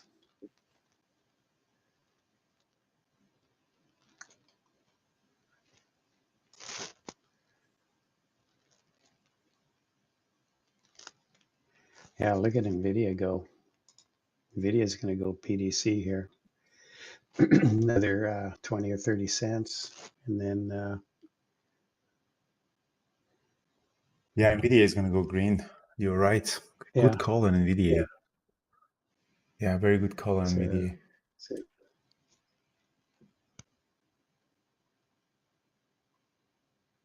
Oh, yeah, nice. See if Tesla doesn't do anything, huh?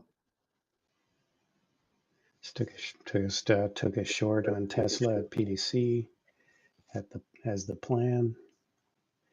Little scalp Tesla or there. Nvidia? Don't think I want to. Nvidia. I don't want to think I want to hold on to this. So 22 cents on that trade. Maybe it's going to drop some more here. Here we go. Going back Brian is through shorting 130. Nvidia at the previous day close.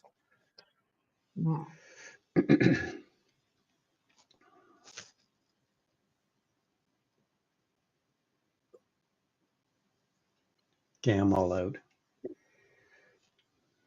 That was just a reaction trade. I just kind of thought that it rejected there twice before. And so just a natural place for it to reject again. Now All right, we're Tesla gonna is going go. up. Maybe we're I'm gonna adding a push bit more on higher. Tesla, guys. 428, 427, 426.70. Let's see. Tesla breaks the highs. I know. I'm looking at AVGO. Unfortunately, yeah, VGO is one of those trades that stops you out, and yeah, it messes with you. So I'm really sorry for AVGO, but it is what it is. Let's Yeah, see if Tesla can break the highs. just not trading very clean. Here we go. NVDA, can't wait until it goes green. Yeah, I've flipped long here on Nvidia. NVIDIA is very likely to go green. Let's see if Tesla can break out the high of the day. Nice. Here we go. I'm gonna sell. Ooh, nice. I'm gonna sell some here at 130.60. All right, there you go. Tesla, nice. SPY is going up. Tesla 429. Here we go. We're gonna get to one. Now we're gonna get 131 on Nvidia.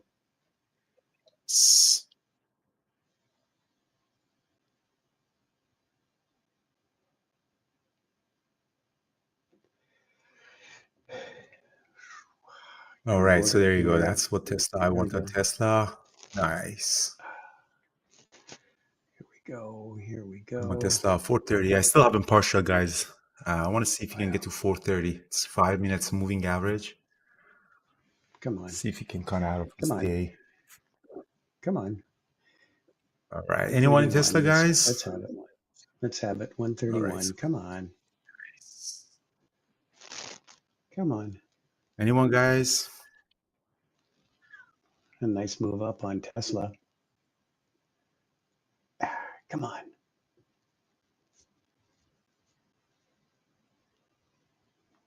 We're gonna get a big volume move here. Come on, Nvidia. I'm just gonna blast through 131. There we go.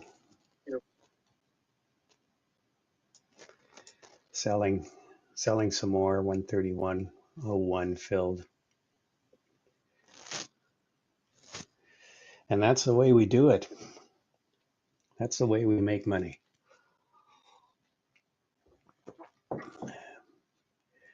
Trade off predictable moves. Nvidia green. Yeah, so everything is kind of keep moving up. SPY is going to go green. QUBT. Yeah, this one is also super nice. So a partial sum on Tesla, guys. I think Tesla is, 430. This is a moving average on 5-minute chart. So partial to see what's going to happen.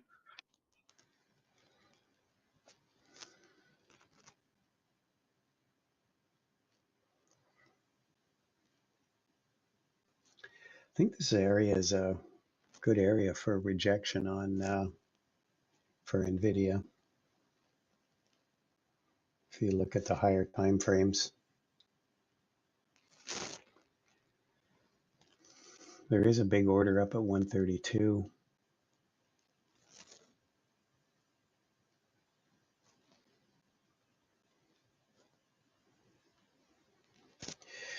So I'm out of this trade right now. No position for me on Nvidia. Let's see what we do here. Double top or is it going to be a push higher?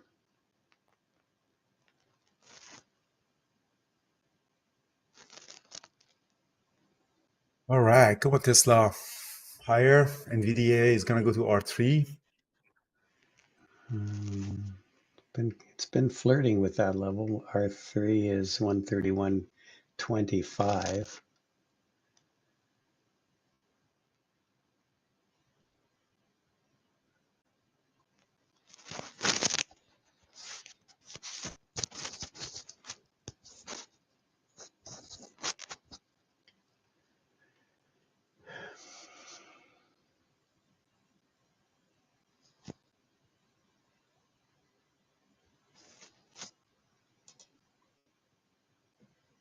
So, Brian, what's the plan for Christmas? Say again, what's the plan? Plan for Christmas? No plan. Just hanging out. Family coming over. Hang out in the city. Just, yep, short. I'm short Tesla. There we go. Just going to cover some here at 130.50.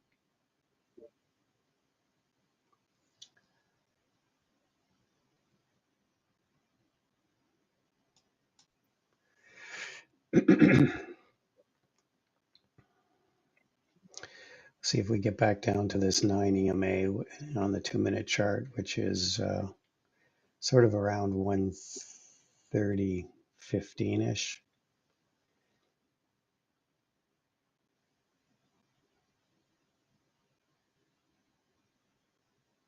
Here we go, covering some more here. Got filled 130.20. This is the 9 EMA right here, guys, on 2-minute chart.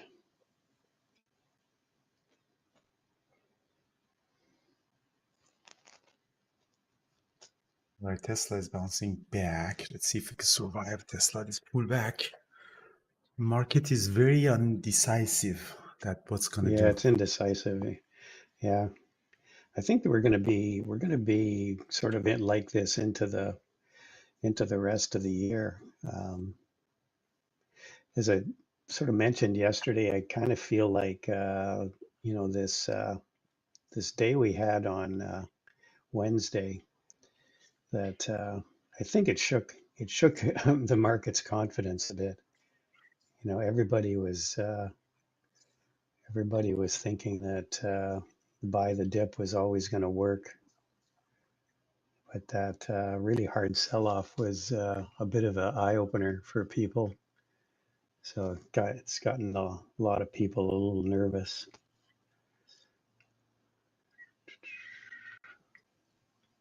I'm mostly out of my Nvidia position, but I'm just going to hold. I kind of expected it to bounce right off this 9 EMA, which is exactly what it's doing. So Nvidia trading very predictably this morning.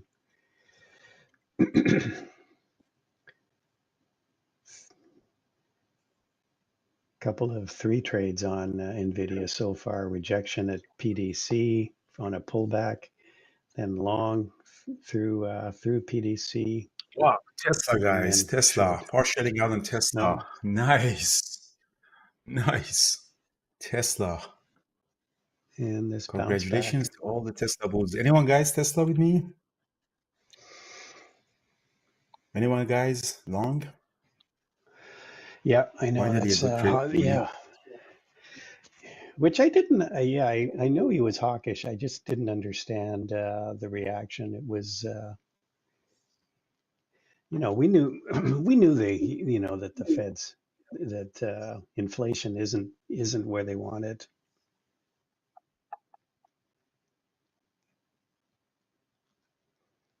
I guess just hearing it from Powell's mouth was the catalyst. But I kind of felt like everybody knew that was going to be their stance. There was so many people saying they even shouldn't cut. All right, Nvidia is coming back up to my break even on the small amount I have left.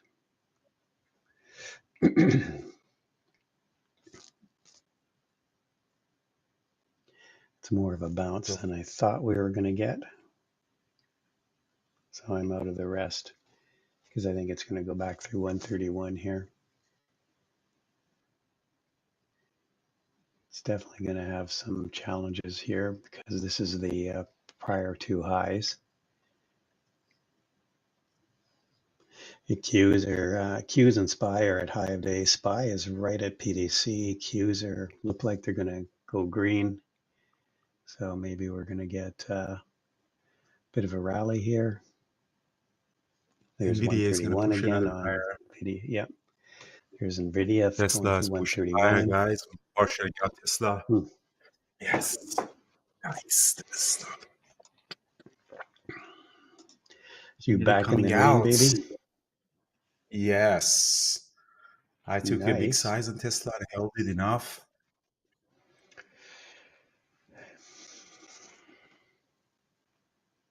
No Apple's QUBT. breaking out. QCOM is garbage. I want to clean up my list. Ozempic, we don't need it. NYC is a piece of garbage. QET is really nice. IONIQ, this one is also moving up 10%. MU is choppy. QBT already have it. FedEx, I don't have any package. Nvidia is pushing higher to R3. Some of our YouTube traders are long Tesla with you as well. There you go. Fraz took some calls. MSTR. KH is long. MSTR. Nice guys. Nice. Tesla is definitely a great trading stock. MSTR is at R3. It's been moving up pretty nicely.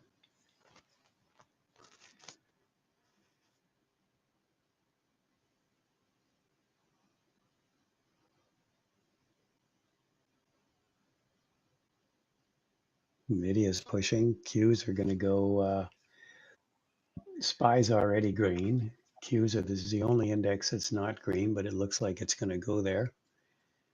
Oh, Tesla is going to go green too. Partially out on Tesla, Nvidia. guys. 432. Nice. Tesla is I think it's going to go green. Nice. Yes.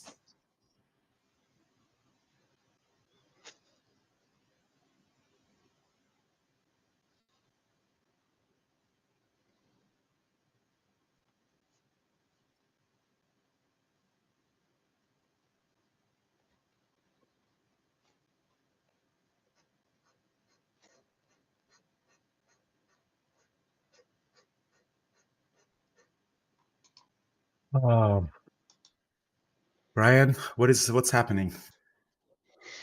That was a good call with Nvidia, Brian. I didn't take it, but I got chopped up. Well, but you got the similar trade on Tesla. Like you said, I think Tesla's going to go green on the day by the looks of it, or it's going to get to PDC. Watch for a rejection at PDC. Nice, Sean. Good trading today. $824. Sean is a really good trader. He's trading a small size and very consistent. Very nice job, consistency. Sean. Consistency is the key. It's the key, guys. Yeah, so you can make a couple $100 a day, and then and not have days where you lose 3,000. Your losses have to be small.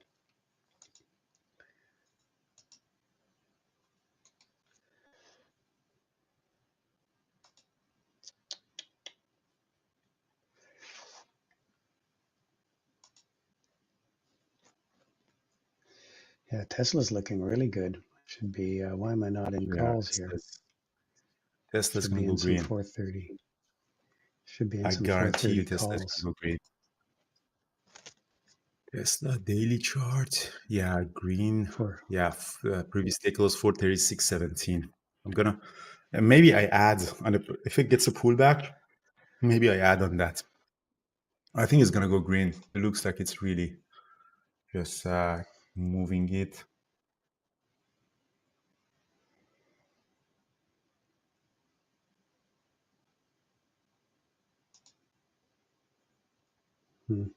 MSTR is moving up.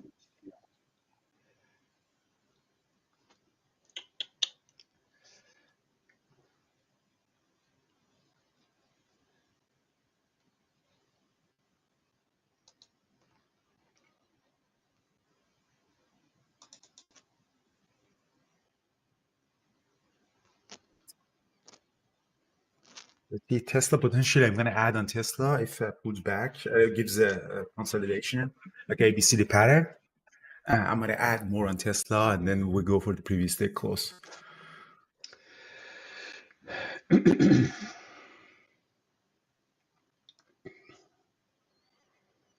Which calls were you going to short?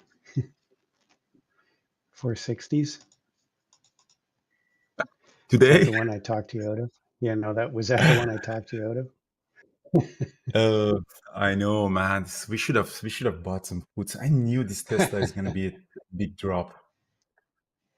But should have, could have, would have. I was thinking of. Yeah.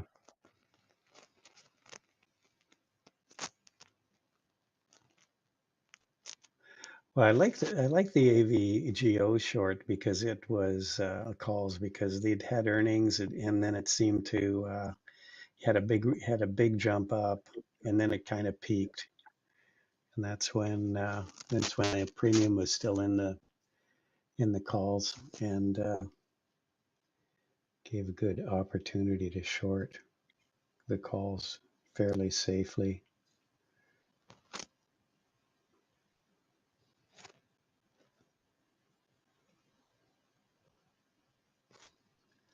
Still looking at Tesla. And it seems to be running out of steam. Same with the market. The Qs are still trying to go green. I think they're just gonna. SPY is still green. It's at high of day. It looks like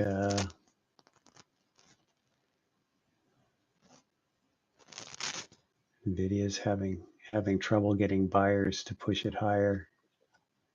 Still making higher lows, which is a good sign.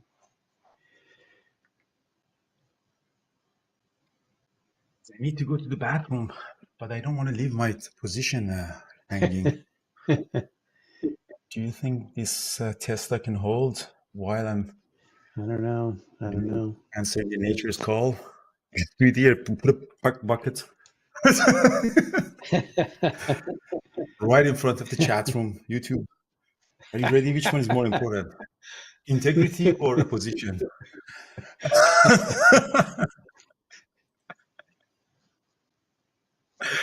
Millionaires have dust in the bathroom. Yeah, I think actually I should install a trading station in the bathroom. Well, what's my entry? My entry is 425. It's trading at 431. I'll take the leap, guys. It's not gonna drop to 425. I'll be back in a second.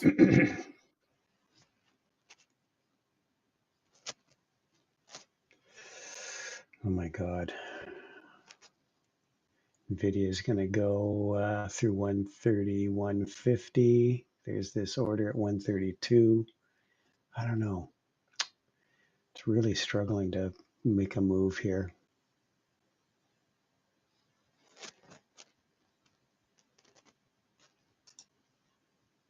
Hmm.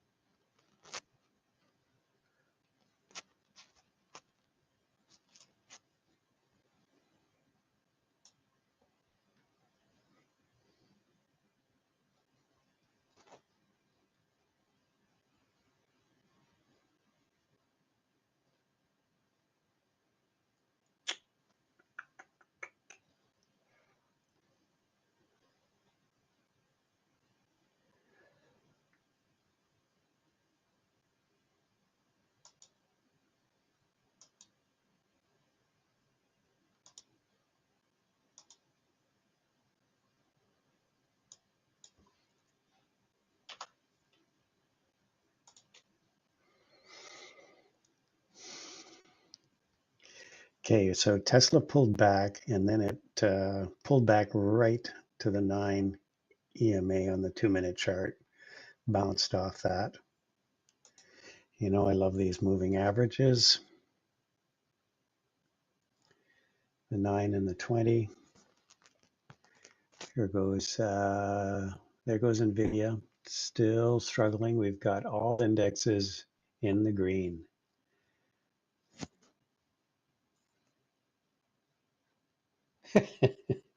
Yeah, do what they Pampers do what they do in when people go to Times Square.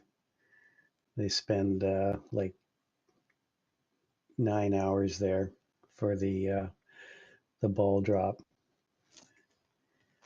The only way they can, and you can't leave because there's no washrooms. So they just end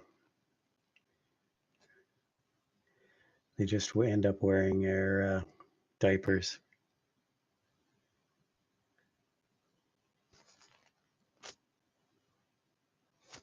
I don't know.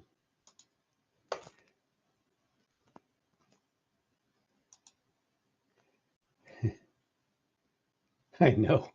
There's just something wrong about that, eh?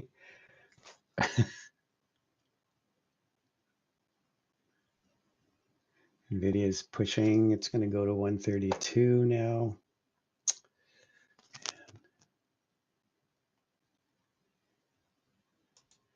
Look at it go here, baby. Yeah.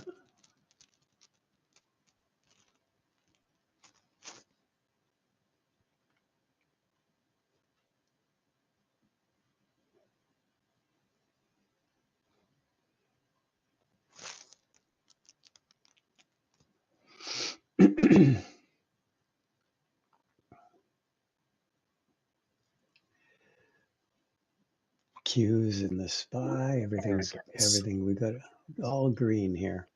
Hey, you got a nice bounce off the 9 EMA on the 2-minute chart on your trade.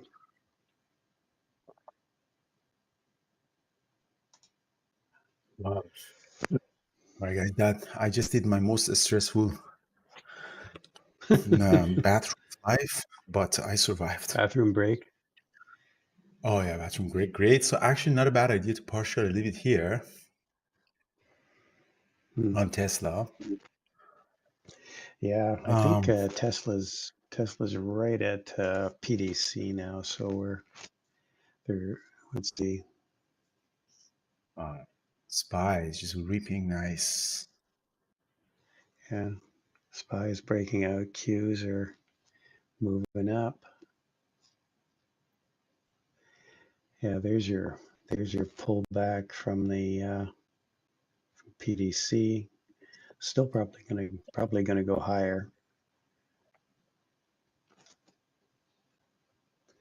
Here comes to 132 on Nvidia. There we go.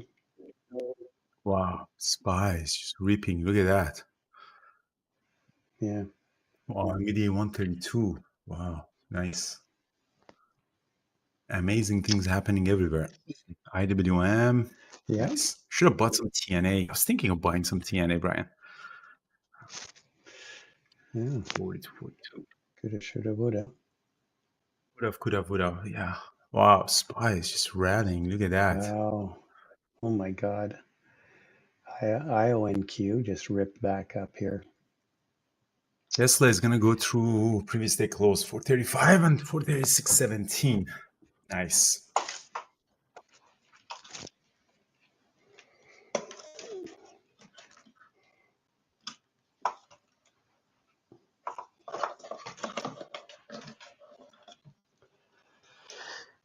IONQ. Yeah. Brian, what are you doing? I'm getting up. I have to get something.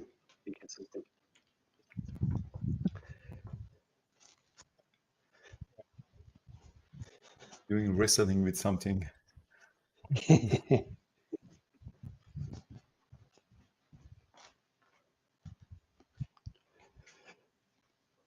So things are pretty good in all fronts. SPY 586, Tesla. We're looking at Tesla to go green. Brian is going to Tortuga. Yeah, you are right, baby. Tortuga. Tortuga was that island for pirates. Oh, I see. Yeah, there you go. The Bahamas.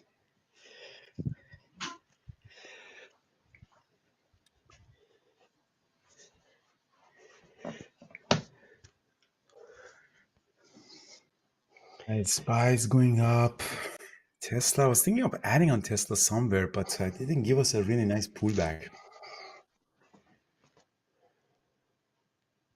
SPY is was a huge drop to pre-pandemic, to pre-election. That was a very nice drop into pre-election. Now it's slowly recovering. Recovering today. Maybe that was the pullback. All the buyers were waiting for to jump back in. Yeah.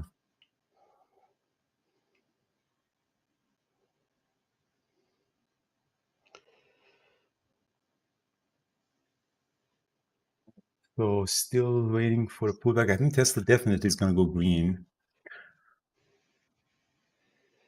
Hmm.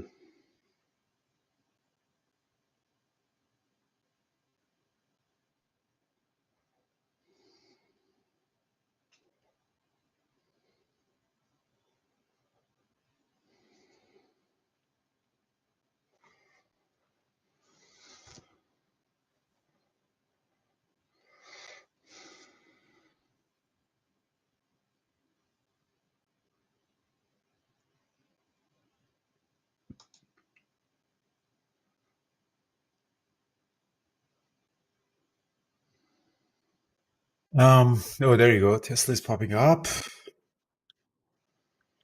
Partialing Wow. some at 435.86. There you go. Wow. Very nice, guys. Anyone, congratulations for anybody who took that. MSTR. Yeah, MSTR is also going up very nicely. R3 and Tesla is 438. So we're going to get there. Joe.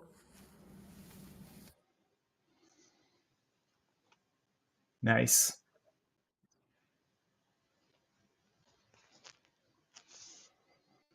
Tonight, guys, is the longest night of the year. So, Oh yeah, it's winter solstice. yes. So, in our culture in Iran, we usually celebrate this with all the friends and family, and then go all night, music and watermelon and that kind of things. I don't know, in your culture, what do you do? Lick a frog and do some drugs. That's also one way of doing it. Lick a frog. Finding that freaking frog. Oh, man. Yeah, that was some serious, interesting approach to life. I like how some So people is she take life still very easy. is she still offering that? Yeah, Or there goes Tesla. she's still doing that. Okay. So I just want to know where So she's Tesla getting these frogs. 438. The situation is very good in our bank account right now. Nvidia was super nice. Yeah, I should stop being trading in the first 5 minutes. Yeah, a frog's a metaphor for something else.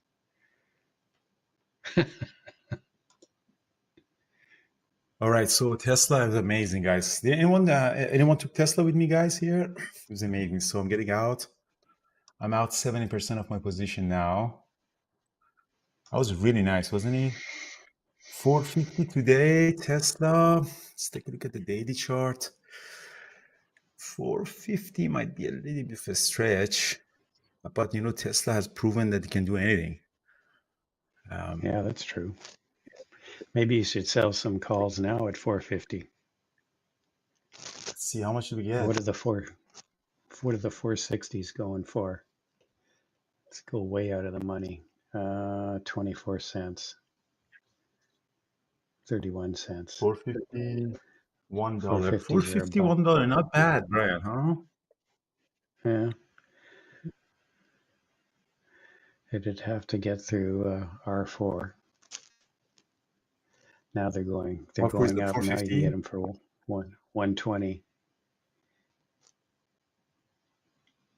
Let's see. Another 13 bucks. What is it? It's just barely green.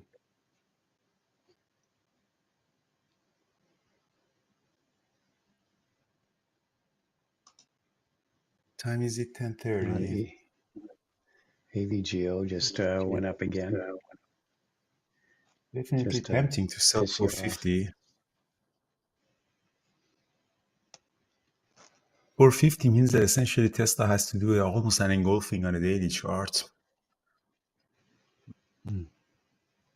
Small. Not a crazy idea if we sell some 450.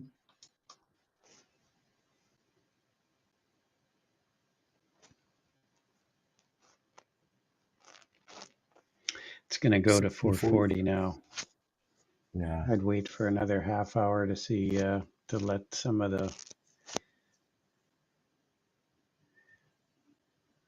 froth come off this.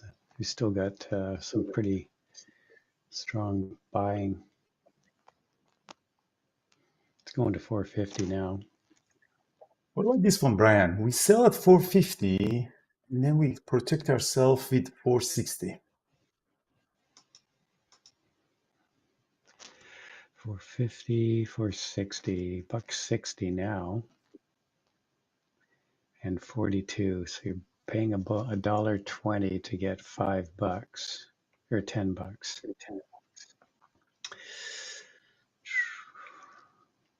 that make sense? Yep. $1.20 for $10.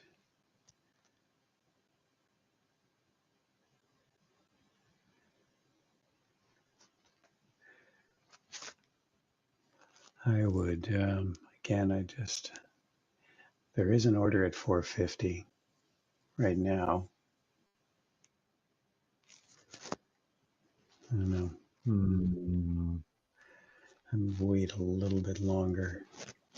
A little bit longer. Because it's already gone up another, it's already gone up another 20 or no, 30, 40 cents since we started talking about it. Yeah, I know, and it doesn't show any sign of weakness either, so it just keeps going up. No, I know exactly. That's why I'm concerned about taking this. It's going to go through it's going to go through 440 for sure. Oh, there you go. 440, partitioning out more guys here.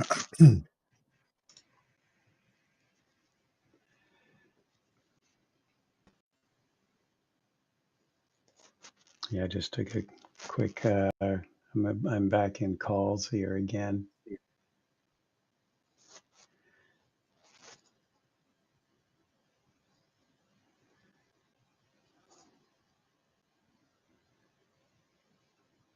Just sold them through that pop.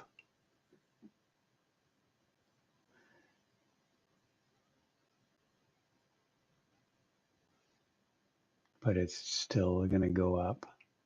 41, yeah.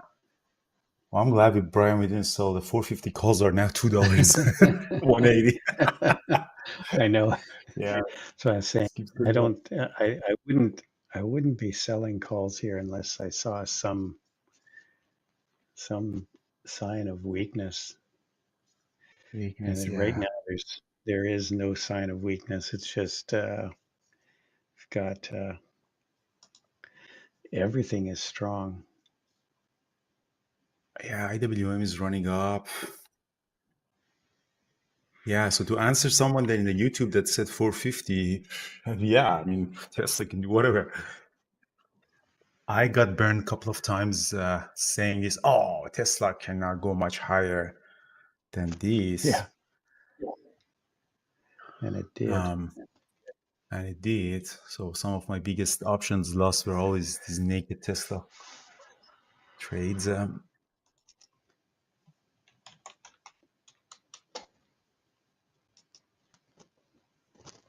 441. Maybe Apple.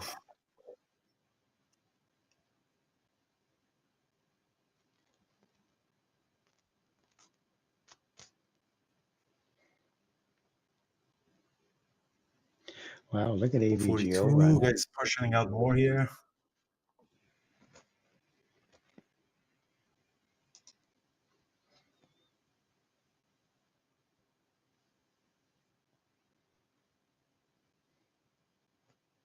SPY Qs are going up very nicely. Nvidia is also grinding up very nicely. So buying pressure, SPY. I wouldn't be surprised next week we're gonna go back up to all-time high in SPY. Yeah, maybe. Nothing can hold this market down.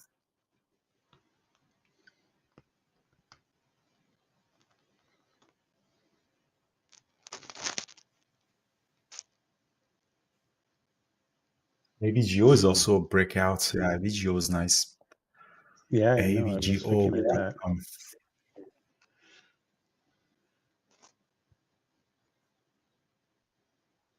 Yeah, Eric. Eric, are you coming to Vancouver this year? Eric is one of really good friends of us. He brought us pigeons and garbage trucks. So Eric, I got a new office. This one is on the 7th floor, on the top floor. So no more garbage truck, hopefully. Let's see. That's funny. Oh, Tesla, man. No pigeons. No pigeons. Brian, 450 calls are now $2.50. I'm glad we just sold them. Like I said, I wouldn't want to step in front of this truck. The truck of Elon Musk. Yeah. It still started from the, yesterday. It was started from yesterday's low, below yesterday's low, and now we've run up. We might do a full run from yesterday's low to yesterday's high, which is yesterday's high was just over 455. So another $12 to go. 460 is now at 75 cents. Wow. Which isn't out of the question. Yeah, 460s might be interesting. 460? Yeah. I don't know, that seems a little. 30 cents, Brian.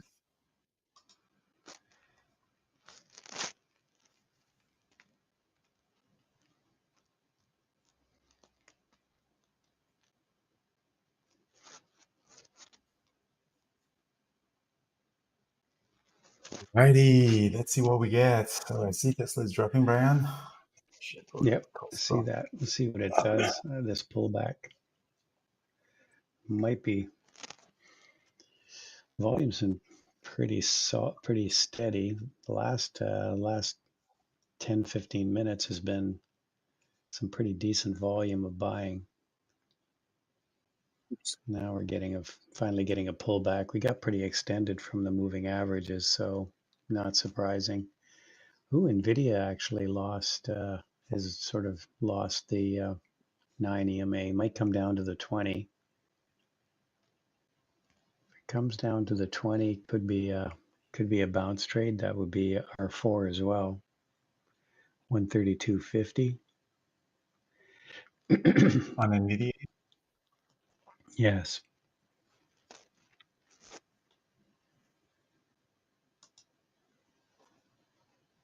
Oh shit, man! This IONQ has been is on fire.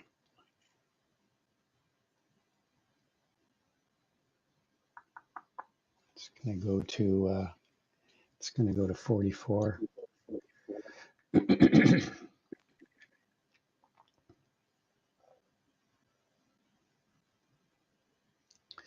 Here you go, 44.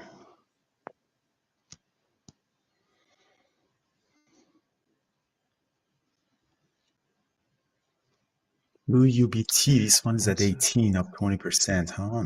This one also did a nice run. 45 bucks is the high.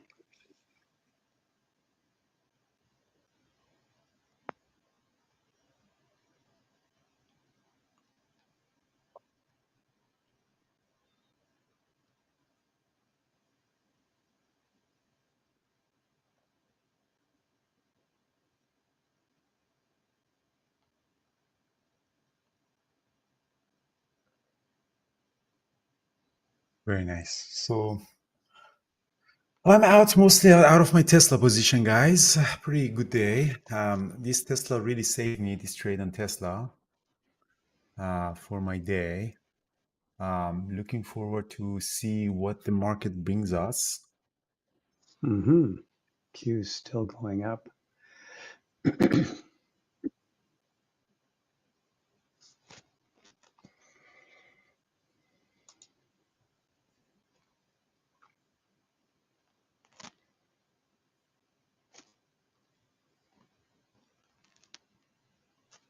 Any question, guys? Let's answer some questions. Now I still have a little bit of Tesla shares.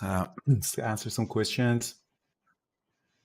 AVGO, yeah, any people. Pretty tough Yeah, I'm trader on originally from AVGO. Iran. Sorry, Brian? I was just saying it was a pretty tough trade, AVGO. It didn't really follow any kind of pattern. You know, when you could trade stuff like Tesla and Nvidia because you could see how, you know, it was respecting levels, whereas AVGO was kind of, it was breaking moving averages, then coming back up, really choppy. So here's a trade review. Somebody asking, Jackie, you said trade review on Tesla. The problem is you can't see my screen in the YouTube. So I can explain it, but in the chat is you can actually see that on the chat. So for the people who can see the chat, so Tesla to open. So I didn't trade it in the first 5 minutes. Obviously, market was gapping down a little bit weakness. And as you see here on the 1 minute chart, Tesla did a really rejection of the high of the day, huge drop in 1 minute candlestick. Help the VWAP came back up, and usually when it came back up like this, is usually going for the break of high of the day. You know, market overall was weak, so I mean, I kind of expecting it to be a little bit tricky trade, but 5 minute becomes like a bullish engulfing. That's one of my favorite patterns. So it was becoming like that. That's why I went long, and you know, and I was hoping to get to this moving average on 5 minute chart and potentially previous day close, as you see that we got here. So these two were my target when I went long at the open. What happened here was though really you know, this drop was so bad, and I got a stop out on it here. So I didn't really put my stop loss down all the way to the VWAP because that's a very big risk. You know, usually when you see such a strong candlestick, half of that, if you lose the half of this strong candlestick, often it goes, you know, significantly back up. So that was my first loss on it. And then here, this is a really nice one. Brian shorted up here, dropped. So I went short and this micro pullback came down. I didn't partial, and then you see this candlestick huge squeeze on my chart. Again, if usually half of these passes, you know, it's going to go up. You know, I should have probably somehow got stopped out here, but I got stopped out here. So that is you know, it's a little bit of a loss. But usually this squeeze was so strong that I wasn't really expecting it to go down again. This one, I don't blame myself either in this trade because, you know, again, it was a strong, it was a weak stock, market was weak, so I went short. The only problem that in this trade was that I kind of shorting it right at some levels, you know, and some support. So this moving average is kind of a support. So I shorted right at the support. So if it doesn't break the support, you know, you get a stop out. And then it came back up, 5 minute becoming an engulfing. And then this was the trade that I did. And I told everyone that this is my last trade because it's becoming like an over trading. And I stayed as long as it stayed above the VWAP, I added more, and then boom, we got the trade that we really wanted.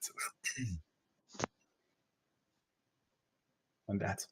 And yeah, so again, you know, as long as I said it's going to stay above the VWAP, I added more here, and then boom. I wish, you know, I did mention that I like to add more here, so potentially I could add here, but I just didn't. So I'm short Tesla, by the way. Sorry, I didn't. You were talking, so I didn't get a chance to say that trade. But this is kind of, this is what I call my waterfall trade. So if people are looking at my book map, you can kind of see we made a lower high here, and then we started to kind of just what I call waterfalling. It's kind of making just incrementally lower highs. So start to short around here. So I'm still a little bit worried about this this snapping back because we've had, but this is just some profit taking after this big run up that we've had. So Samir, 5 minute candlestick. For me, sorry, Brad, 5-minute candlestick is the more strategic candlestick time frame, and then 1 minute is more for confirmation and exact entries and exits. So, for example, when 5-minute becomes like an engulfing, then I quickly look at the 1 minute and try to find a much better entry and exit and trade management in there. So, higher time frames are usually Okay. good for the more strategic decision making. Lower time frame is more for technical decision making. All right, so I'm covering some more here. Again, with Tesla, I'm trading options. So right now I'm long the 440 puts. Dries, my VPA, you mean my, I don't use VPA, like in what way? You mean the pivot points? I think it does use the pre-markets. I don't think actually pivot points has the pre-market and stuff. So let's see. Pivots here. For the order flow, what I'm looking at is, so the configuration on this is without. No, sorry. Calculate pivot point without using, yeah. So I didn't actually check mark this one. So it's including with and without. Doesn't matter really. So whatever you choose, you set up, you define your system based on the indicators that you have. I don't think there's any correct way or wrong way. If there was a wrong way, it wouldn't give you, the trading platforms wouldn't give you the option. So the most important thing is when you put your indicator in there, you design your trading system based on that, and you just don't change it. Don't try to backtest to find the best indicator. There is no best indicator. You can use 920 moving average and build your system around it. It's not that 7 or 15 are better or the correct one. No, it's just that's how you define it. So order flow I'm out of is the the rest of time and Tesla. sales. So the flow that orders are coming. So Brian got to stop that on Tesla. So order flow Just is on the essentially rest, this yeah. time and sales. So the flow of the orders that are going in through the exchange. So that's the definition of a very good order flow. And if I want to show you the bad order flow, would be, for example, let me see something that has bad order flow. Like you want the more uniform, more active the time and sales would be. So that's super important. So at the open, for example, a lot of these stocks just didn't have any order going through. And if there was one order, it was just one big order going through. You want a lot of, orders, small individual order goes in there. It means more uniform.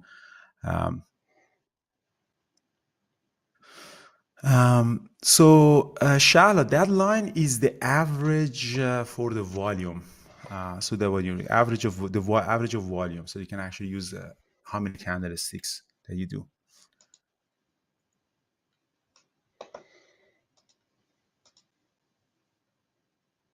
So I didn't change my routing. I just use the code servers. So code servers, you can go to DAS to click on file, and then there is login, logout, and then switch code server. Let's see if I can actually open up here. So something like that. So you can actually select on which code server of the DAS, because these are servers on the NASDAQ exchange. So for example, I'm now connected to this one, so I can change it to, for example, to this one. It takes a second to reload it. Sometimes when you have delays in your feed, in your time and sales, you can do that. Pre-market high, pre-market low, not really. I don't use pre-market high and low for my stop loss, but sometimes I use them for the profit target. So for the break of pre-market high or break of pre-market low. But I personally don't use it for a stop loss. But for the targets, yes, I do.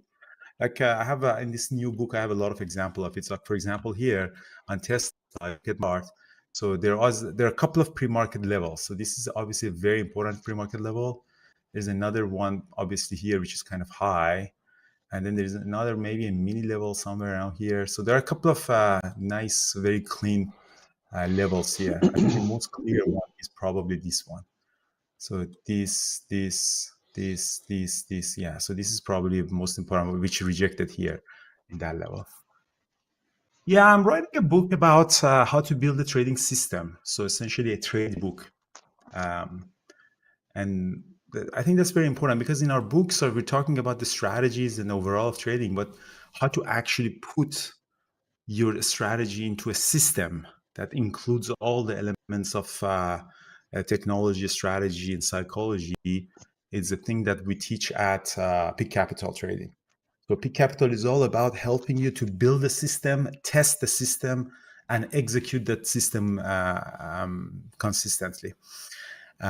So it's not about just showing you what opening range breakout is. No, it's about how to actually make the opening range breakout an executable trade book for consistency. That's what we teach in that. And it's very funny because in that book, which is almost complete, is actually I have 5 of the best trade books that our traders developed. Mike is helping me to put this one in a chapter that you can actually see how people building these trade books over the course of action under supervision. Like Susan is going through all of these trade books, and through some really nice trade books, people have sent it to me, and we ask permission to share it. So yeah, again, remember, guys, the market is about the whole trading success comes from how you actually can build a system and execute only that system. And I showed you again, the Peak Capital is all about that. And let me show you an email that one of our traders sent to us. Here you can see my screen. So one of our traders, in July, asked our sign up for Peak Capital, and then he sent the result in November for us. You see my screen. I don't know, you guys can see my screen. Yeah. So this is the trade book only trades. And these are the trades that he took that he knew some of them are not part of his trade books. And then that's do you see the difference? The consistency comes from this having the and the win percent is completely the same with all the random trades, but the average winner is significantly higher. So see, his average winner is 144, average loser 84. He really gets into this 2-to-1 ratio very, very nicely. This one is more to 1-to-1 risk to reward, and as you see here, it's getting nowhere. So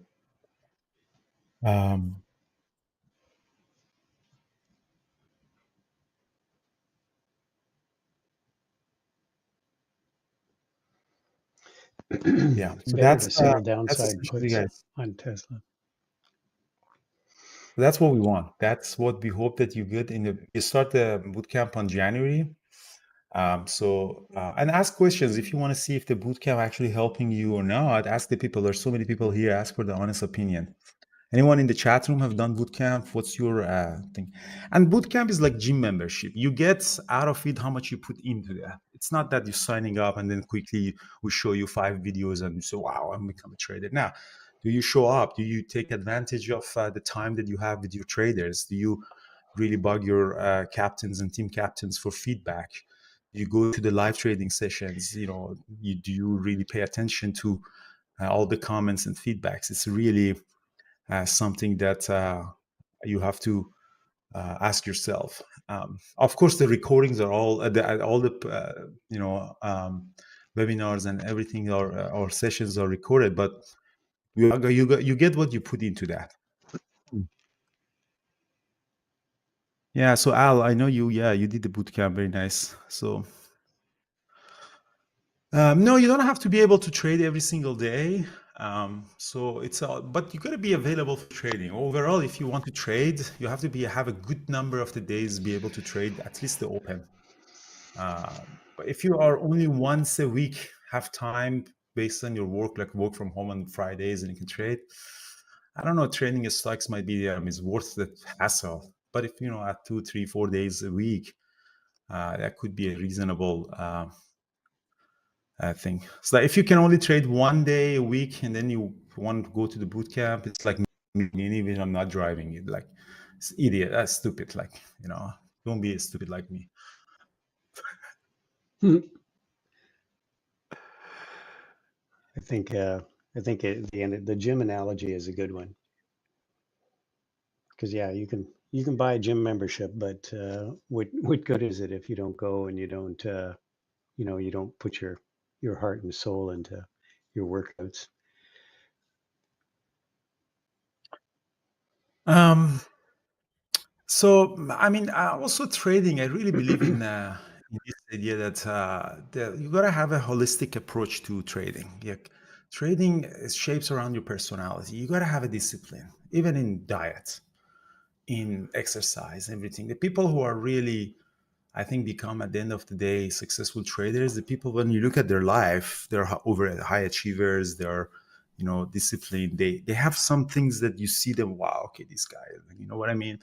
Like when I look at now we were in Colombia with 35 traders. I looked at the story of each and every one of them. It was quite impressive. These are the type of people that's like overachievers. They want more from life. You don't need to climb Everest like me to become a trader. But when you look at it, like Brian has had a very successful career, and then on the side he's done companies, consulting, and everything. And you've very great family man. When you look at the story of Brian, look at this at this age, still showing up every single day, and he's still fit, he's still flirting with girls, and he's still trying to hunt down girls. And so these. Well, just one. Putting the pirate hat. Yeah. No, I'm one. just kidding. No, that was a joke. That was a joke. But really, it's real.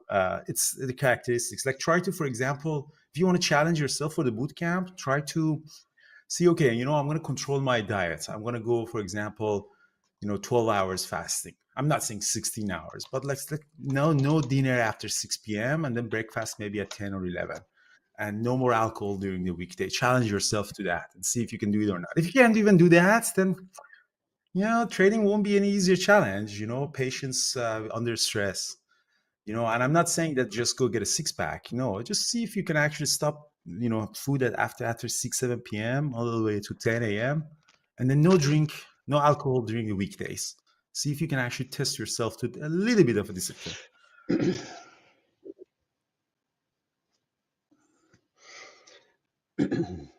Speaking of food, I'm Yeah, gonna 3 grab days some. fast. I gotta go there too on that. Yeah, I think Yeah, I think I love to do fasting is that. tough. All right, I'm gonna grab All some right. breakfast, everybody. Hope you had a good day. This was a pretty decent day for me, and have a great weekend, everyone. Get out there, do Awesome. some Thanks, shopping. guys. Yeah, support the Ciao. economy. Ciao.